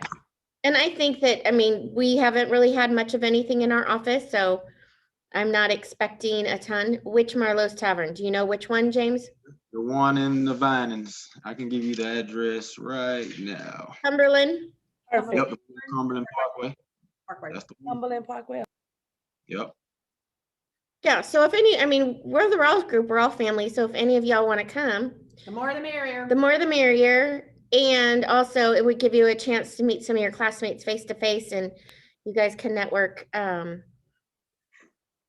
You know, I don't know if you guys have noticed, but Maureen and Daniel kind of worked together and that all started when they did orientation together.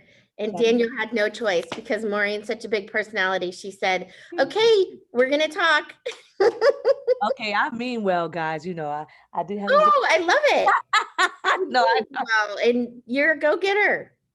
Right, Danielle? She sucked you in and she's making you work. Listen, I'll be honest with you. I just want us all to win. And that is the truth. That comes from my heart. I want y'all to win. Exactly. All right? At the end of the day. Yep. Okay, you still have to put that address because I'm new on this side of town. Okay. Put it in the chat right now. Okay, let's. Thank you. If Katrina and Alan could turn on their camera, I'll do my screenshot. Awesome. Don't want you guys to be left out. Are you posing, Maureen? Oh, I thought you were like. I have an elderly dog and yeah, he's having a hard time walking and everything right now. So he's I have to make a decision soon, y'all. But that's why I ran off the camera quick. He couldn't get up out of the bed to use the restroom. So Poor baby. Yeah, I have one of those. Okay. Screen print. Ready? Smile, everybody. Okay, let's see. I have a 14-year-old Chihuahua that is wow. But he's so spoiled. My first dog, a Chihuahua. He's 17. He's holding on. Everybody say he's waiting. I said, don't wait, baby. Go ahead. You can go. Yeah, 17. That's craziness. 17. Can you believe that? They live till like 15, but he's 17 and he has cataracts, arthritis, and he's looking for me. That's why I have to whistle and put my hand up so he can see me. Oh, sweet baby. Okay, here's Wendy. Y'all have fun. We're 1 hour left, or 1 hour and 15 minutes. Okay. Hi, guys. So hopefully you had a chance while you were gone to think about some questions. So hold on to those questions. We're going to go over one more scenario situation that I've experienced. It's been a really big challenge. And it was last year as well as 3.5 years ago. So it's still happening. And I want to share that situation that I experienced. But make sure if you have any questions about, again, we'll talk about how to deal with a seller with the comps, and then you can also ask me questions about just the CMA for all different other reasons. Okay, and then we'll go over a little bit of possible script kind of what if a seller says this, what if they say this. We'll kind of go over that a little bit next for the full hour. Okay, so what I have a situation where I've experienced, I went into these two different subdivisions. One was 4 years ago, one was last year.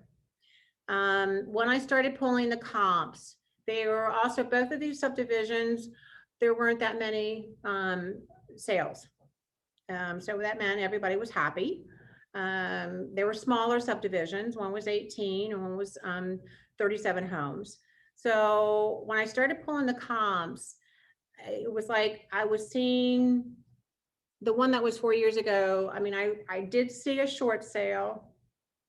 Then I saw one that I wasn't sure if it was a foreclosure, didn't say it was a foreclosure. And I just saw all these different pricing. And definitely my my seller was like, oh, okay, I went with a cheapie agent who only charged me 4%. And now I'm going to be considering you at 6% commission. So I need to get the pricing up to where it is, or I'm going to go with somebody else again. So how do you think that made me feel? A little challenge, huh? So when I was doing, again, looking at the comps, I thought, this is crazy. So through the research of going back through homes that have sold over the last year to 2 to 3 years prior to that, I noticed there are 3 different builders. In that 37 home subdivision, there were 3 different builders. So what happened in 2008? The market crash. Yep, market crash. Market crash. Okay, so by 2009, a lot of the remainder of the lots from these builders or the builders themselves went belly up, correct? Yes. So some subdivisions ended up having new builders come in 2011 and 12. So that was what I was seeing. I mean, there was like $150,000 difference in the one builder, the second and third builder. One was a custom builder who went then belly up, sold the lots to the bank. Then these 2 other builders came in 2011 and 2012 and bought these lots up and finished the homes. So what I found out, there was definitely a huge difference in the pricing. So what's the appraiser going to view it? How is he or she going to view it? What do you think? Do they care? No, they don't. Unless you prove to them that there were different builders, different quality condition of homes, they don't care, and they will not, they won't change their values. So that is very crucial for you. If you started going to a potential new seller listing appointment and you're doing some comps, doing your homework prior to going in, and you're seeing this craziness of pricing, I would really definitely recommend that you go back either to the seller and say, tell me a little bit about your subdivision. Why am I seeing so many different pricing levels? Same thing I did last year. I did not know anything about this subdivision, but when I immediately went into the higher priced homes that sold in 2011 and then 2012, there was definitely, and it said in the body of the public comments who the builder was. Okay, so that definitely tells you, if you know anything about the builders, or you can research them, you'll know that there is a difference. Okay, so when you're doing your comps, and that's how I had a challenge where I did win one last year, because I knew everything about this subdivision and those 2 builders, I was able to get those comps back up, and for him to accept the offer price. Okay, so again, you got to make sure that you're searching out everything, because if something looks unusual, it's going to pop up on your radar, and it will also pop up on the appraiser's radar as well. And unfortunately, a lot of times they're not going to do any investigation on it, so it lands in your lap to do that research.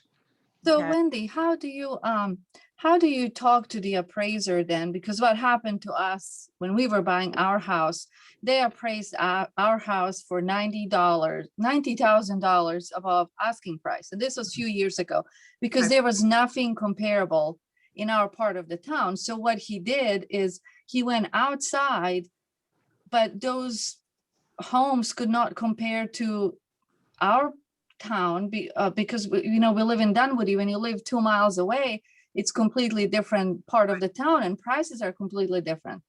But and it was a VA appraiser, so I know that they're more difficult to deal with. It was just somebody that didn't know the area, didn't do a good job. So what do you do? I mean, how do you approach appraisers to give them good comparables?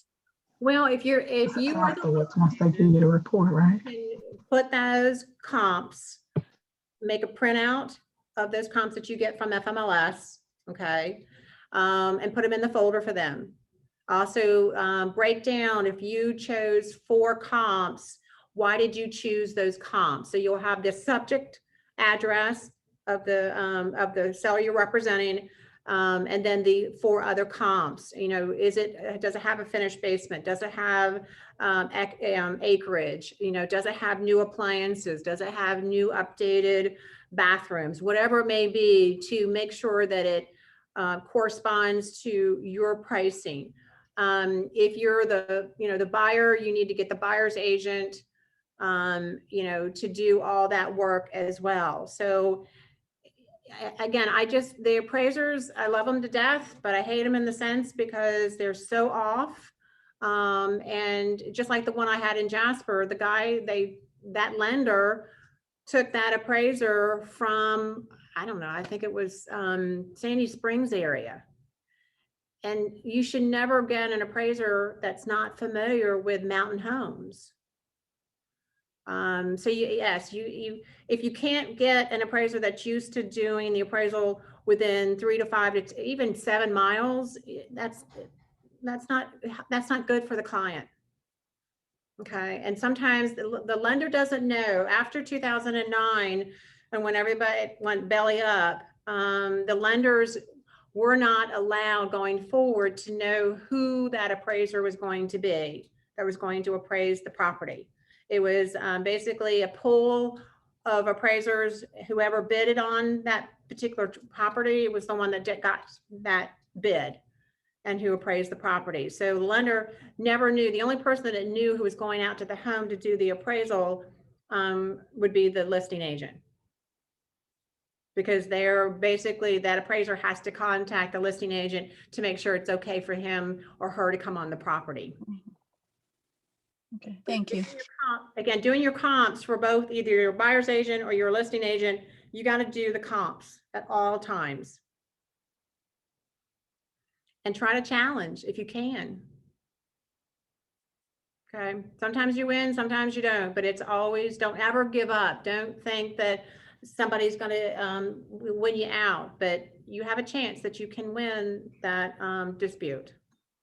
So where do you leave the comps, the CMA for the appraiser if you don't know? In a regular folder, write appraiser's copy and put it, and then, again, put the appraiser, the comps in there that you've gotten from FMLS. I put the comparables. Why did you choose those, and the description and the breakdown, the photos, the listing information from FMLS, and if the tax record supports that that value, then I put the tax records in there as well. And then I leave it wherever however the house is set up, normally on the kitchen counter, not along with any other reports that you have for regular showings, but put that folder where that appraiser can see it. Okay. And if you are the buyer's agent, would you ask the seller's agent to leave it or no? I don't like to have the buyer's agent see my folder. My folder is between myself and the appraiser. Right, but if you are the buyer's agent, yeah, and the appraiser is coming for your mortgage, would you ask the seller's agent if you could leave the packet there for the appraiser or no? Some buyer's agents don't ask for that. They'd rather have the appraiser do a full appraisal without having any influence. Okay. But I don't think it's an influence. It's just sharing with the appraiser how you came up with the valid pricing.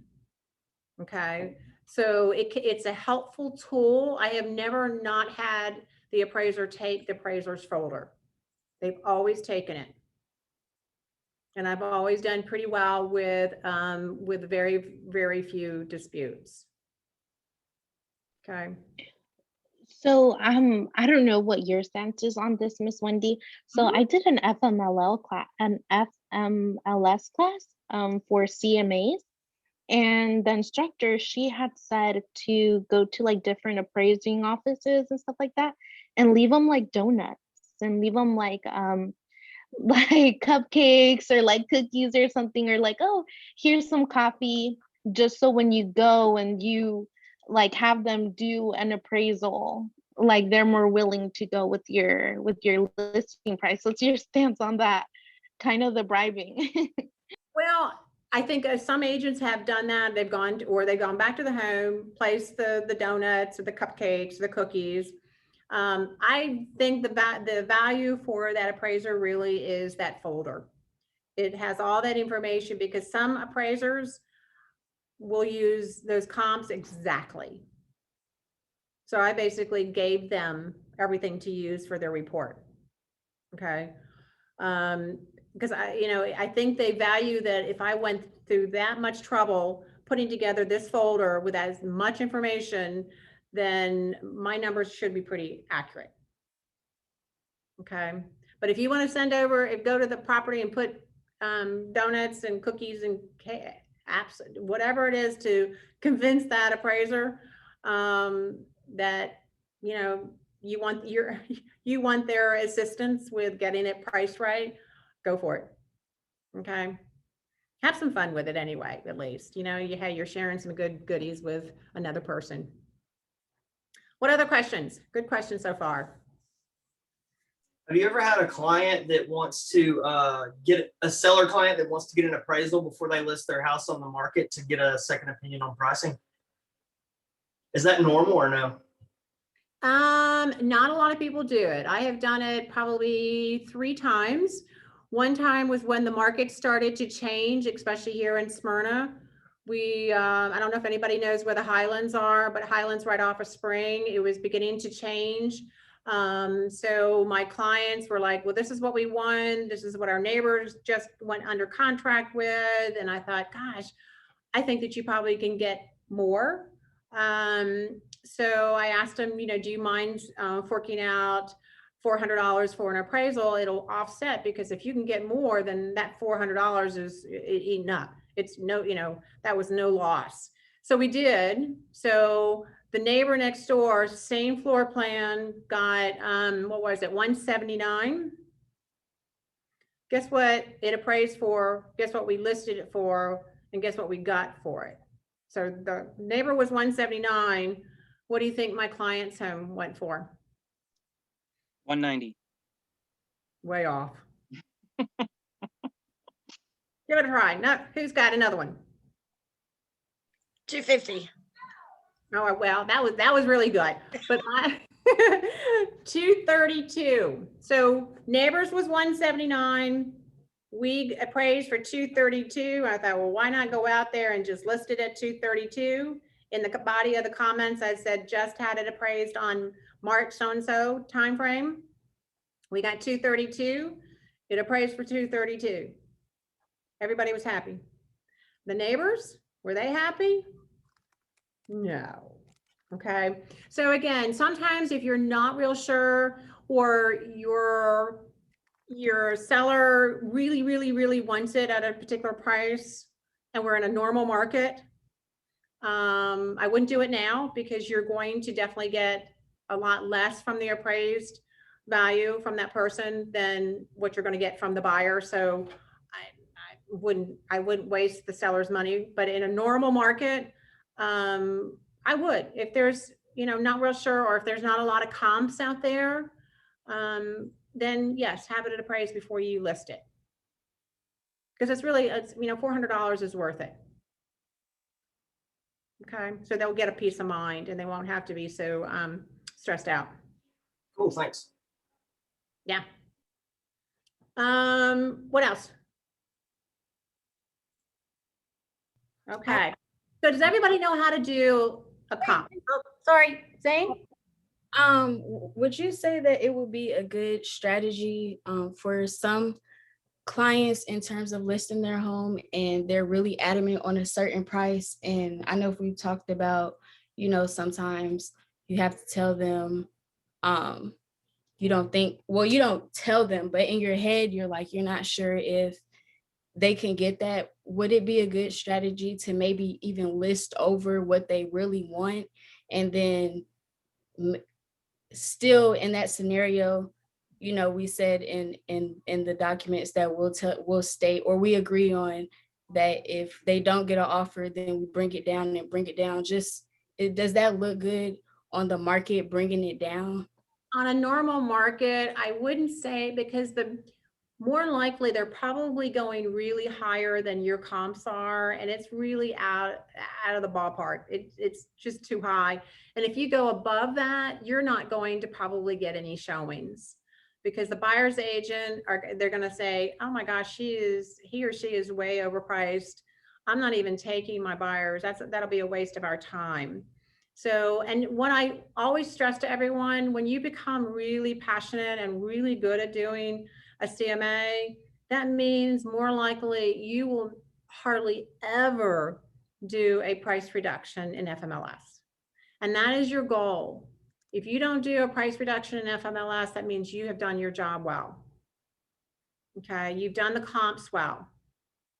You know the market, you know the area, you know the buyers, what they're willing and willing not to spend and offer. So you don't want to go too high, because that will just make you have to do those price reductions. And I don't want y'all have to do those. So if you have to come in at where they want to without going up above it, do that 2 weeks time frame and put it in as a stipulation, or at least a verbal conversation, that, hey, if it doesn't sell within 2 weeks, we haven't had any great showings, we haven't had any great feedback, no offers, then we're going to take a price reduction. Does that answer your question? Yes, thank you. You're welcome. What else? Okay, so FM comps. Has everybody done a comparative market analysis? Yeah? Okay. So you don't need to know how to maneuver around FMLS. I'd like to see, everybody does them differently, Wendy, so I'd I'd like to see how you do them. see it, please. Please, Okay. me too. Well, let me Please. pull up that, or is it on my screen? You can't hear, I'm sorry, I meant to make you. Jill's gonna pull it up in a second. What I want you to do is. FMLS, you can pull it up, or what did you want to pull up? Just the front screen of FMLS. Do me a favor, guys. Don't really pull a cloud CMA. This is pages after pages after pages. The only time that you really should do a cloud CMA is if you are working with an out-of-state client that really wants a lot of detail as it relates to photos and verbiage and everything, and you're emailing it to them. Because if our budget is very small these days, and you just don't want to overextend and print out 30, 40, 50 pages for something that seller is probably going to look at and then put it to the side. Okay. They want to know everything from you verbally. And then I use a very quick, this is a quick CMA, and I'll show you really quick how to do one. This is all I use. Okay. So simple. It's just going to give you, if there's what's active, what's pending, what's closed. I put my little notes on it. My notes are going to be for my usage only, and then they get a clean copy. But this is as much. It's always going to be either 1 page or 2 pages. That's all the seller can handle. Seller can't handle more than that. I was told, Again, they want to know all that information from hearing it from you, not on a piece of paper. I had a quick question. Go ahead. Yep. I was told that if you use the Cloud CMA, they send your information to Zillow. Is that true? I'm sorry, repeat that. I can barely hear you. I understand that if you use Cloud CMA, they send that info to Zillow. I was told, is that true? I don't know. I'm not a fan of Zillow. I was in a class for the FNMS, and I believe that's what they said. I see. Thank you. I don't, there's so many things that Zillow does, and I'm just not a fan. They don't give right information. They don't update their information for anybody's clients out there. And, I don't know, I kind of lose hope with them. So it's really important that all the information that your clients get, they get it from you. Okay. That's who is important. Okay, so this is your FMLS page. So I always want to, before I've even met with the seller, I always want to know exactly what's happening in that subdivision. So I'm going to check all these boxes. Okay.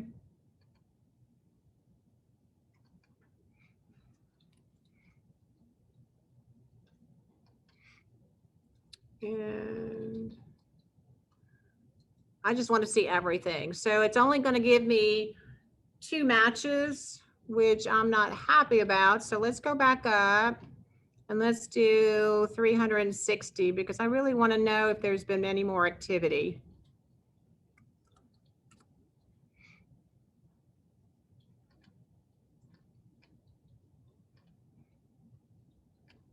Okay, so I got 4, which is good, much better than 2.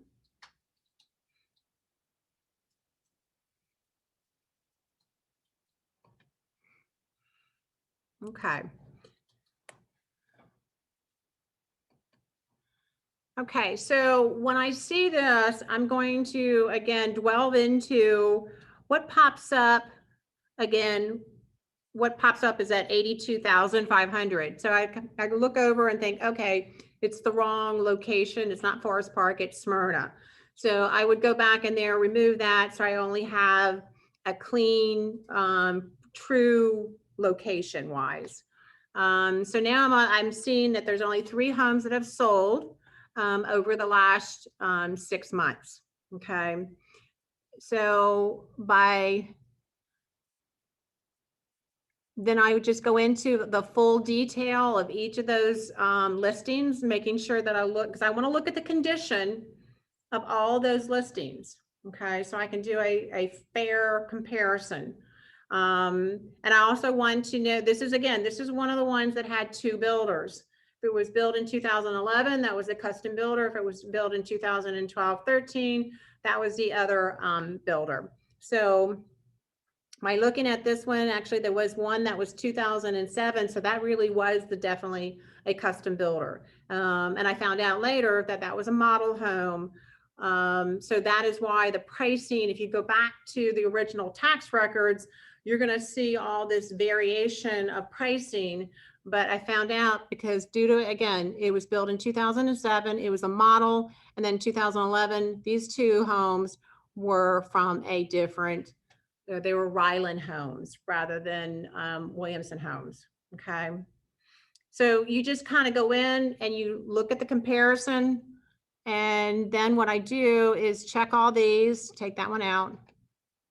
I come down to do a quick CMA.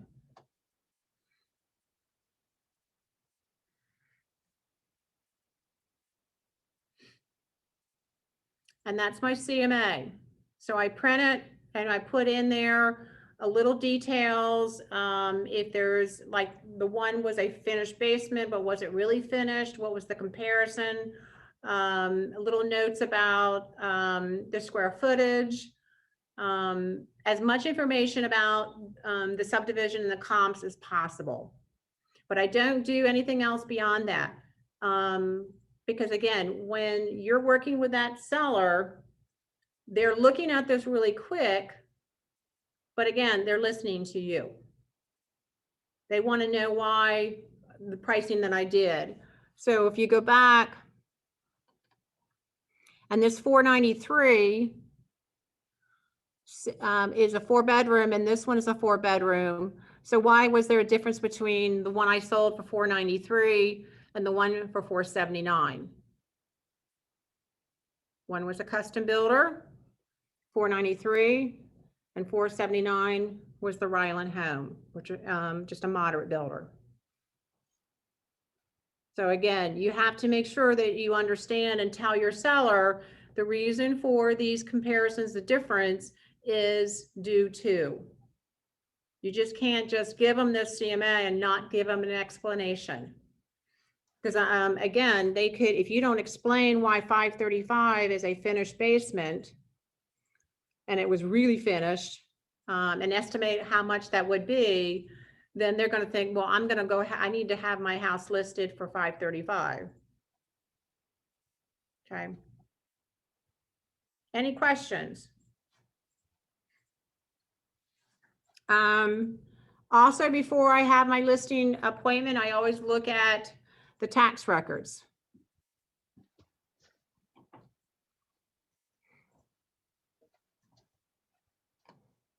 You come down and just pull up the tax records. And also the reason why you want the tax records is you want to make sure that if who called you on the phone is actually these people. Okay. If it has a different name, then that could be a scam, or it could be something you just need to follow up and say, gosh, I just pulled up your tax records and I'm noticing that the names on there of the current owners aren't the names or your name. Can you verify? Okay, so that's kind of just a verification that this is the property that they want to sell, and they are the owners of the property, and you're looking at their tax record. And then you just come down and you want to make sure that you review everything. And guess what? This point is what this little section is what I use. Now in this market, this is really kind of a challenge to use because it's not sometimes even close. But a normal market, I always look at this and think, okay, this is the tax record. This is how the taxes are applied to that home based on the value. So normally, if it's in a great condition, has new updates, new appliances, new roof, new HVAC, you could go all the way up to the 519.4. If the condition of the house you find out to be is just in good condition, has a couple updates, you can do the 490. If it's in need of a lot of newness, condition isn't great, then you can start on the low. So it's a gauge. It's not like set in stone, but it is a gauge. So it's really great to start here, print it. Again, you want to verify the owners, verify the square footage, verify when we were in foreclosures, these tax records. If you come all the way down, it would basically down on the bottom, it would have another section and it would say foreclosure. So it would give you an idea at some point in time, had this property been in a foreclosure? And if it had, there could have been, maybe that's the reason for the condition of the property. Because those that had it during a foreclosure couldn't maintain the home. So they, again, maybe that's why it was sold at a low. And then once it's been back on the market, has it been updated? Okay, any questions so far? So is everybody ready to do another CMA? So I would recommend doing a CMA for yourself, for any of your buyers, because right now, if you're only representing a buyer, okay, that's all you have on your list, all your buyers, you don't have any sellers yet. What happens is when you're going out to view homes, what's happening? You need to make a decision and an offer that day, right? And your buyers need to know what are the comps for this home? Okay, and again, we're in a weird market. So again, you know, if the asking price is 350, it could be, and the comps may, or the tax records and the comps you pull may support 350, but they're thinking they're going to get higher. But it is just a starting point.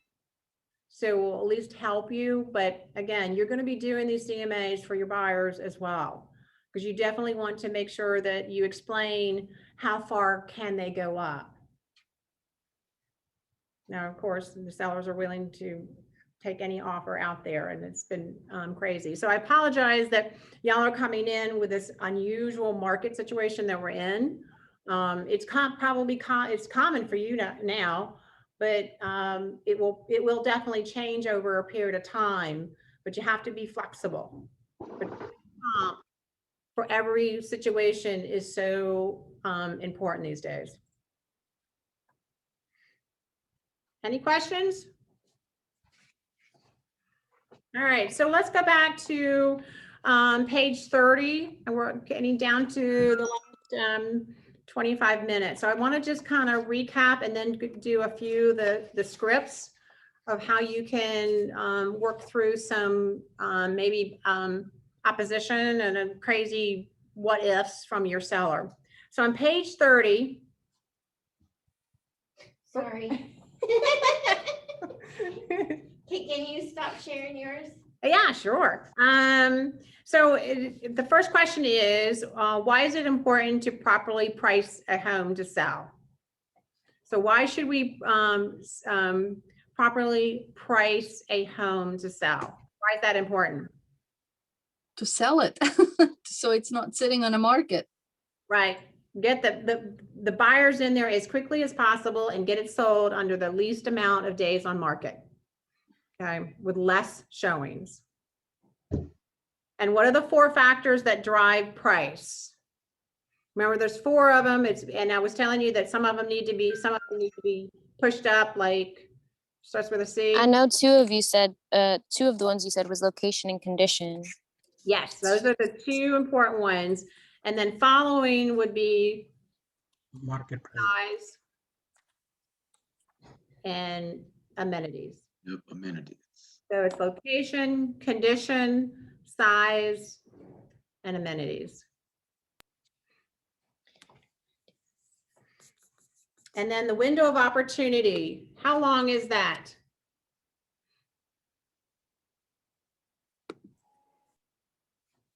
How long will it take for buyers to lose interest and for then your house to actually stay on the market beyond? How many weeks? I think we're looking at, it was like 3 to 4 weeks at the most, right? It's really 2, but if you're starting, if you start to list it during the holiday time, I mean, November, December, you're going to see sometimes an irregular market, not what we're experiencing now, but normally during the holidays, you could see your home sitting on the market a little longer. But during the very hyped up months, which normally would start in March, April, May, June, and July, you're wanting it to get the most interest and the most offers within the first 2 weeks. If you don't, that's when you start having to think about a price reduction. Am I on the right page? Yeah.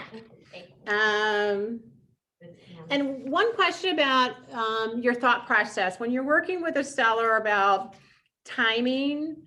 Are January, February good months to list a home? What do you think? No, I would think not. Yes. Normally, and yes, normally it would be no. But when you have different factors out there, like what we're experiencing with low interest rates, low inventory, then January, February are great months. Like we had the best January we've ever had. Okay. So you just kind of have to view what type, again, what's the activity, or if I'm selling a home that's in a subdivision and there's buku of homes that have been sitting on the market for a while, I probably would not recommend that you list it immediately coming out of the holidays. Get them to change the condition of the home, maybe do some painting, some maybe new flooring, new landscaping, something that's going to make the home pop. Start purging because they're going to move anyway. So take those months. But if there's no other comps out there and interest rates are great, very little inventory, a lot of buyers, then go for it. Okay. Again, we had a stellar January and we're getting results back for February and they were stellar. Not as strong, but still strong because we just didn't have any inventory. So that's why February's were not as strong as January. Now, what happens in March, April, May, June, and July? Why do we sell so many homes during those months? Kids are getting ready to be out of school and kids are out. Income tax returns. All the above. You got it. Yep. Income tax. Kids are out of school. Promotions. People are coming into town. We see the most. And if your home is in an area where there is really, it's a great school district. Its location is great. You might want to, again, consider January, February, because that is when those that are executives that are coming into the Atlanta area to work, they've got a promotion that is hot and heavy with reloads. January, February, March, and April are reloads. April, May, June, and July, or currents that are upsizing, downsizing, moving because of schools. And then, yes, they got their income tax back and they're able to put a nice down payment on a home. Okay, so those are the time frame. Now we still do business after July. Okay, it just slows down a little bit, and especially for those that do have families, they want to be set in stone and already moved and everything by the time the children go back to school.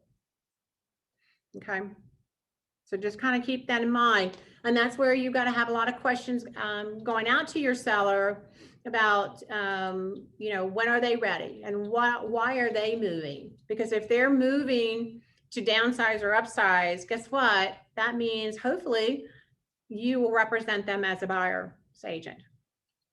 Okay, and I call that double dipping. Yeah. And who, did anybody go to Barney Fletcher? Yeah, real estate school. Did anybody have Lee? Yeah. So what did Lee say? Take those checks, plural, to the bank, right? That's what you want. So, and he also called them double dipping, and so do I. So you really want to make sure that you represent your seller at the very beginning with a solid information. Again, remember, knowledge is powerful, that they're going to be so excited about working with you that at some point when you're just about to list their home, you need to say, well, gosh, you know, we're going to get ready. These are the comps. We're going to blow your house away with so many offers. I need to get you a new home. Can I represent you? Okay, so that way it's all in the family. They know you. They're not going to go anywhere else to find a home. And it's going to, you'll have those checks, plural. Okay, that's what it's all about. Okay, so let's go to, what do we got? We got 17 minutes. Go to page 34, and we're going to kind of just read over some scripts. Remember, if you're not a script person, there are certain scripts, though, you need to remember to digest, hold to your heart, because they do really work, okay? They really, really work. Let's go down to, who wants to read at the very bottom? It says determining the list price. Is that the, go below. Give me a different book. Yeah, up. Maybe, yeah. Oh, that's interesting. I never had a different. What version do you have down there on the bottom? Version 4.0. Your 17 version. No. It's the Okay. page before. Let's see. Do you guys have the old version or do you have what's on the screen? No, I have the old version, but it's page 33, determining the list price. Oh, there it is. There. Oh, Yeah. Yeah, okay, so who wants to be Thank Mr. you, and Miss, Sandra. Mr. and Mrs. Seller? Who wants to read that one? I'll read. Thank you. Determining the list price. Yes. Mr. Seller, the most important decision you will make is where you will price your property. Pricing your home at a fair market value will attract more buyers. Attracting more buyers normally results in a higher purchase price. Overpricing your home results in a longer market time and possibly a lower price. Would you like to price your property to sell quickly, or will you price your property where it could take longer to sell? The choice is yours. What would you like to do? All right, so this is a good one. Thank you. So you really, even in this market that we're experiencing right now, it is still really good for you and the seller to price it right at market value. Because right now, because of the interest rates, and there's so many buyers out there with so few homes to sell, the sellers are getting multiple offers. So even if they're coming in at market value, they are getting multiple offers, which means it's going to be priced probably closer to where they kind of had that wishful thinking price. So if the market value is 350, they really wanted 375. More than likely, through these multiple offers that we're experiencing in today's market, they're going to probably get 375. Okay, but remember we talked about just breaking it down for the seller. So we could get multiple offers, Mr. and Mrs. Seller. We could get X amount, we don't know. We could get your wishful wish list a price of 375. But if it doesn't appraise, it comes back down to 350. Are you willing to come down to 350? Even though the asking price was 375, are you willing to come down to accept 350, which is what the appraiser valued at? You have to have those conversations with your seller, especially now. Okay, what we're seeing now, and I think we kind of dwelt on a little bit, that the sellers are now, they want that 375. They had multiple offers at 375. If the appraiser came in at 350, they're asking the buyer to make up the difference out of pocket, because their lender's not going to give them a loan for 375. They're only going to give them a loan for 350. Whatever the appraiser said the value is what they get on their loan. So these sellers are asking the buyer to come up with $25,000 out of their pocket. So that is a conversation that you have to have with your seller during this period of time. Will that make you uncomfortable? Some of y'all are shaking your head sometimes. Yeah, for a lot of y'all, it will make you uncomfortable. But you have to have those conversations with your sellers on that, okay? Because a lot of times that buyer is not going to be able to fork out the difference of 25,000, okay? But if you already had the conversation during your listing presentation that this could happen, this is not going to be a surprise to the sellers, okay? But if this happens and you have backup offers, you could always accept those. Yes, yes, you can. The seller, the only thing is, once you do go under contract, the seller is not ever able to back out of that contract unless, like during due diligence, they can't come up with an agreement. basically all the repairs that are requested by the buyer from the home inspection. But other than that, there is no other time that seller can back out. So they have to make sure that they are totally firm with that particular price. Right. I'm just thinking that if the house doesn't appraise and the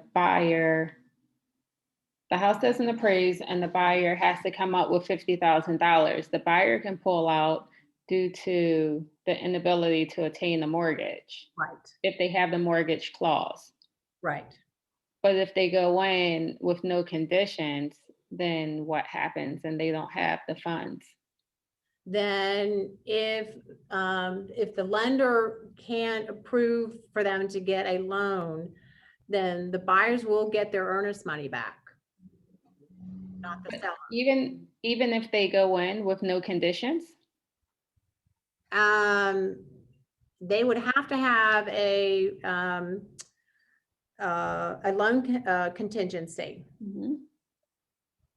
Unless it was a cash offer, they're going to have some type of loan contingency. They're a conventional FHA, VA, or USDA. And on those contingencies and those exhibits, it's going to basically protect the buyer. Okay. Only during the cash does the cash contingent or cash exhibit state that if the buyer doesn't want to have an appraisal come in and appraise the value of the home, then there's no, I mean, they're not protected whatsoever. So Wendy, let me get it clear. Yeah. If we have, for example, a financial contingency, conventional loan contingency included, and as said earlier, if there is a difference and the loan is coming like 380 and the buyer is not able to make the difference, we still get the earnest money back as a buyer? Yes. Okay. Just want to make it clear. Okay. The buyer is always protected. If they have that financial contingency in place, then they are always protected. Okay. Thanks. Okay. But again, you just really have to make sure when you're reviewing all the offers that you're getting on the property with your seller, that you're taking into, who can afford what, because you really don't, if for some reason you get to the loan contingency expiration date and it's 3 weeks out or 21 days, 14 days out, and we find out that the buyer cannot get loan approval, then you just wasted your seller's 3 weeks of having it off the market. Okay. So again, even though you might get 10, 15, 20 offers, we really want to scrutinize every single one, not solely based on price, based on the loan type, what other stipulations they're requesting, if it's termite, and if the seller feels that they have termites, then, there's a lot of different things that they have to view. So please just always make sure that when you're reviewing this with the seller, it's not always about price. Review what's motivating them to sell. Where do they want to go to? Do they want to have an easy closing with no issues? And that's what you need to do and review each of these offers. Okay. Sometimes they go crazy when they see these high priced offers, and they go crazy and they'll accept the highest one, and then they run into problems later on down the road. Okay. It's hard these days, I can tell you. Wendy. Yeah. So you said dependent upon the loan type. So are you talking about conventional versus non-conventional loan? Well, a conventional is that process with the appraisal process. They're not as stringent as FHA, VA, USDA. All those three, FHA, USDA, and VA, they're very particular about the condition of the home and the pricing. Okay. So you have to, if you're representing a seller and the condition of the home isn't the greatest, I would probably not review in detail those offers that have that the buyer's trying to get an FHA, VA, or USDA. Thank you. Because they could put the appraiser could, who's also an inspector, could say, hey, there's too many issues with the home and we don't agree.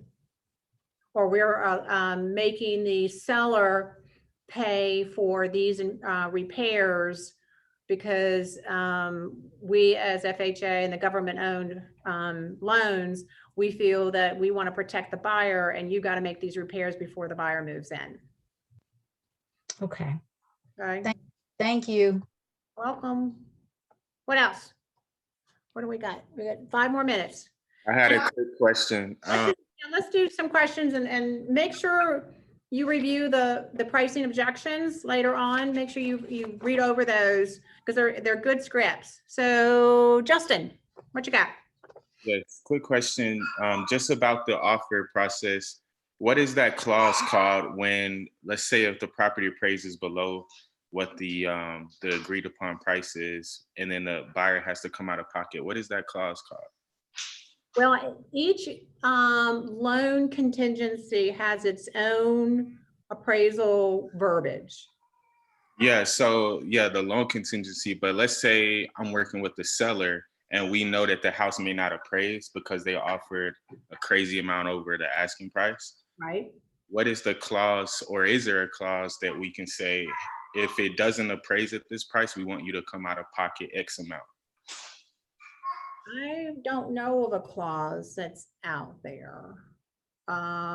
Again, because this is so new and I have never experienced anything, and the laws change every year to 2 years, it seems. So I am not aware of any type of clause. I guess it's considered a stipulation, and maybe I'm calling it something wrong. I would probably do it in the stipulation, or you could just have a firm verbal conversation with your seller stating, if it doesn't appraise, are you willing to come down to the appraised value? Well, no, I'm saying that so let's say if I'm representing the seller and the buyer, let's say if we agreed on 100,000, but it only appraises for 80,000.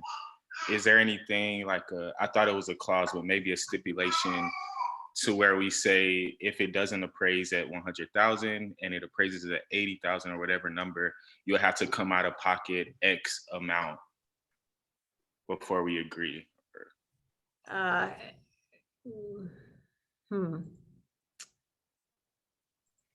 You could, I don't know if you could have a kind of a stipulation that you could put in the listing agreement, just between you and the seller. What if something like that happens, but we really don't want to put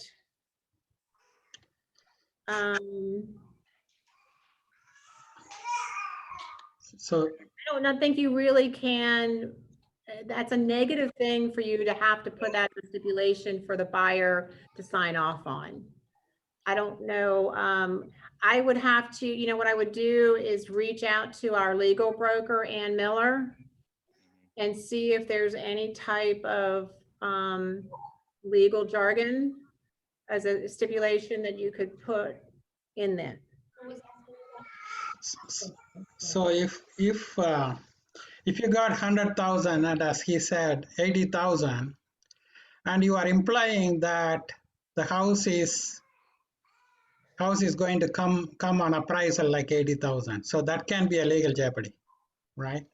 Yeah, I mean, I know that some of the listing agents are coming, so like I'm now representing some of the buyers. So one of the questions that a listing agent came to me when I submitted an offer was, hey, you went over by 15,000 over the list price. thank you very much for going over the list price by 15,000. But if it doesn't appraise for that amount, is your buyer willing to pay the difference of 15,000 out of pocket? So Yeah, that was that's what I was asking. all verbal that the listing agent was asking me. So there was nothing in writing. It was all verbal. Okay. Thank you. Okay. Again, I really kind of, did you write that down just to see if? Because I had someone else asking me another question Okay. that I want you to answer. We have till 4:15 if you don't have to leave. Okay. Because of the break. Okay. I don't know. Let me reach out to Anne and see if I can, and then I'll share it back with Jill and see if there is anything, because I know that's happening a lot. I just don't know if it's something that we are allowed to require of the buyer to do. It's a hopeful thinking from the seller and the listing agent for the buyer to make the difference, but I don't think we can require the buyer to pay the difference. Okay, the reason I asked, I put in an offer yesterday, and that's what the agent said. They said that they got an offer with that. Unless we match it, then it'll be a waste of time to put the offer in. So we went over asking price, but it was just something I put in, we'll go $1,500 out of pocket if it doesn't appraise at the value. You can do the little, like I've done, $1,500 or $1,000 over the highest. I've done, say this, my buyers will agree to offering $1,000 over the highest priced offer, but not to exceed, 256,000. Okay. So if my offer was 250 and another one came in at 260, I said I would go over $1,000 over 260. So, but not to go beyond 261. You can do something like that, but to request a huge chunk in the stipulations, I don't know. But let us find out. Okay, I like that idea too. It's getting to the point that it's getting out of hand with the market that we're in right now. It's we got a lot of greedy sellers out there. And unfortunately the listing agents are not giving the sellers enough information about keeping it controlled. Because what we don't want, and that's why I think the appraisers are challenging some of the values of the offer price, is because they're trying to hold down the pricing so we don't go into that bubble that we went into in 2009. Because that's what happened in 2009. Now we were in I think it was the buyer's market then, not a seller's market. And right now we're in a seller's market with no inventory. So that's what's causing the pricing to go up. But we still don't want the pricing to go up so much that as soon as we level off, the pricing for home is way too high and they'll lose equity. And we don't want to go into that. A lot of craziness going on right now. Kathy had a question. Yeah. Can a seller back out of, if the previously approval was given for a conventional loan, but then 2 weeks after binding, the lender switched to FHA? Because then she had a second part that said, it went to underwriting and his overtime made him over the limit for a 97% conventional loan. And I don't think her microphone's working, right? Kathy, is your microphone not working? No, it's not. So they originally went under contract with FHA? Conventional. And then did not get approved. And now their lender is saying they need to go FHA. They're already binding. Okay. It's going to change the terms of the contract. If you change types of loan in the middle of the transaction, you have to do an amendment to the agreement. All parties will have to acknowledge that there is a change to the type of loan that they're getting. Again, I've never had anybody not sign, all parties sign it. So that again would be probably a legal question to Ann Miller. You definitely, if you change, and again, if you change the type of loan, if you're representing the buyer, if you're changing the type of loan, it should always be early on. And that's why it's important to review the details of the offer with your seller to make sure that it's solid, it's a good, solid lender, or you've gotten hold of the buyer's agent and saying, have you discussed with the lender about your client? Are they in good standing? How is their financial situation? Are they able to cover the closing costs, all that? Is there any issues with the current type of loan that they have? That information is crucial to protect your seller, because you definitely don't want to later on find out that nothing's going to happen. And I think if that happens, I do believe the buyer loses their earnest money. But if they did not qualify for the conventional loan, then that's the conventional contingent loan contingency. Right.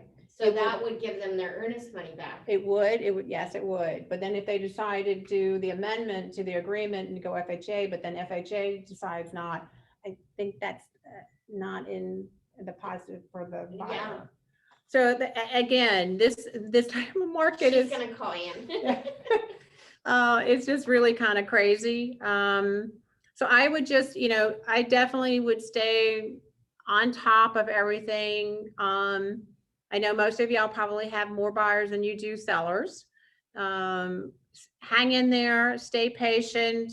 Again, I know I am. This is as experienced as I am and what I've gone through over the last years.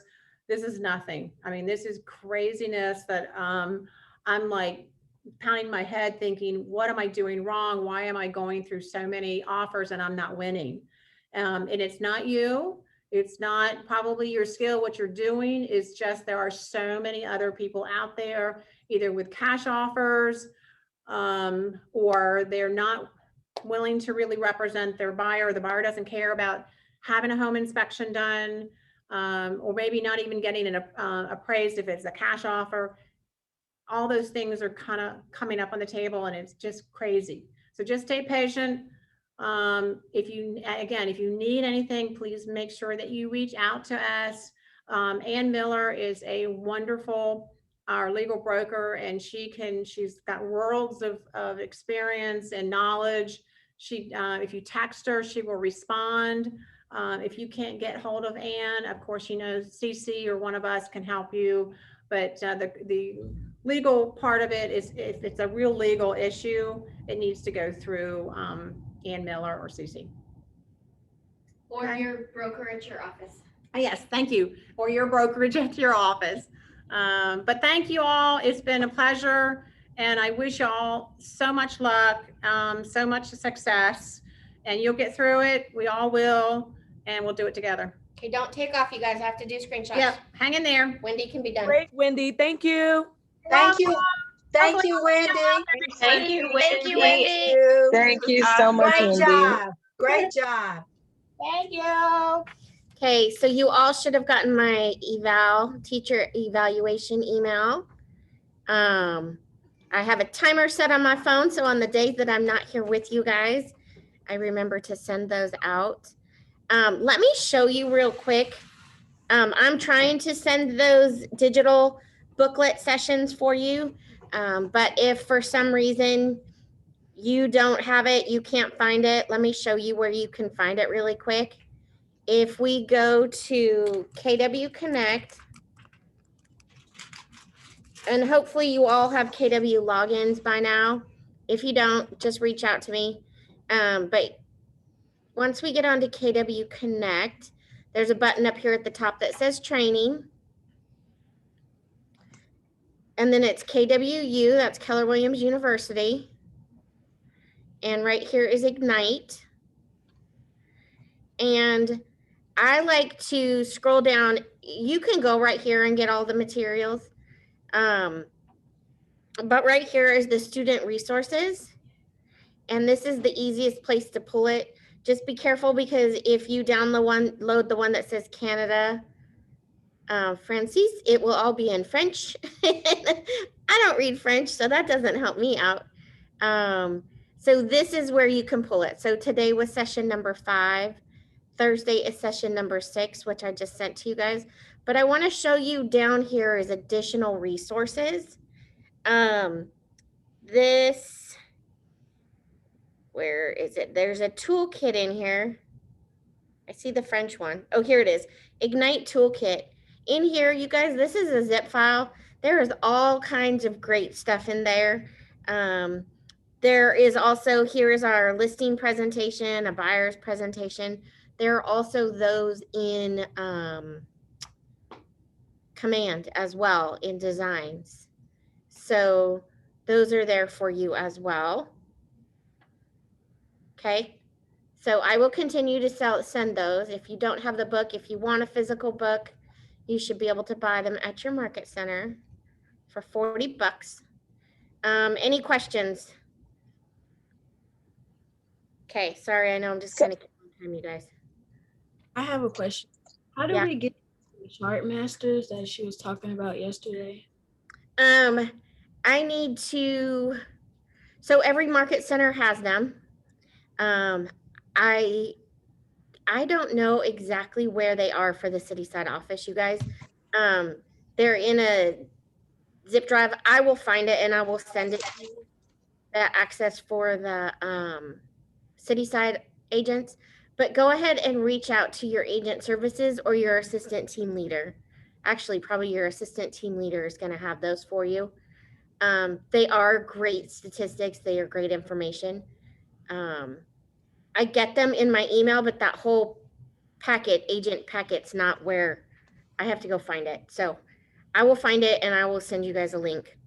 Is there anything else that I can help you guys with?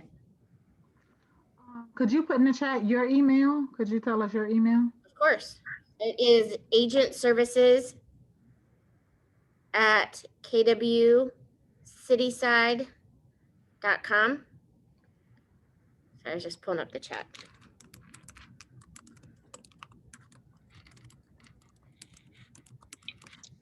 Okay. Automatically send it out to people at Cityside, or should we shoot you an email if we'd like it? No, I'll send it to you guys that are the city side agents. Thank you. If you guys can't find it, the other agents, the other market centers, go to your assistant team leader. But if you can't get it from them, I'll help you out. I will do it first thing tomorrow morning. My son has a high school soccer game tonight, y'all. So I got to get out of here quick. It's a senior in high school, so I'm running out of time. I can't miss them. Everybody else good? Everything good? Okay, so when Thursday you have class. You have to take pictures. Oh my God, I'm so glad you told me that. Oh, Sandra. Smile. Ready? Cheese. I'm so glad you said that. Okay, let me make sure I got it. Okay, so there's 1, 2. I'm going to hit save before I let you all leave. Okay, you're all good. Thank you, everybody. Have a great class on Thursday. If you need me, feel free to reach out. Bye. Bye. Hey.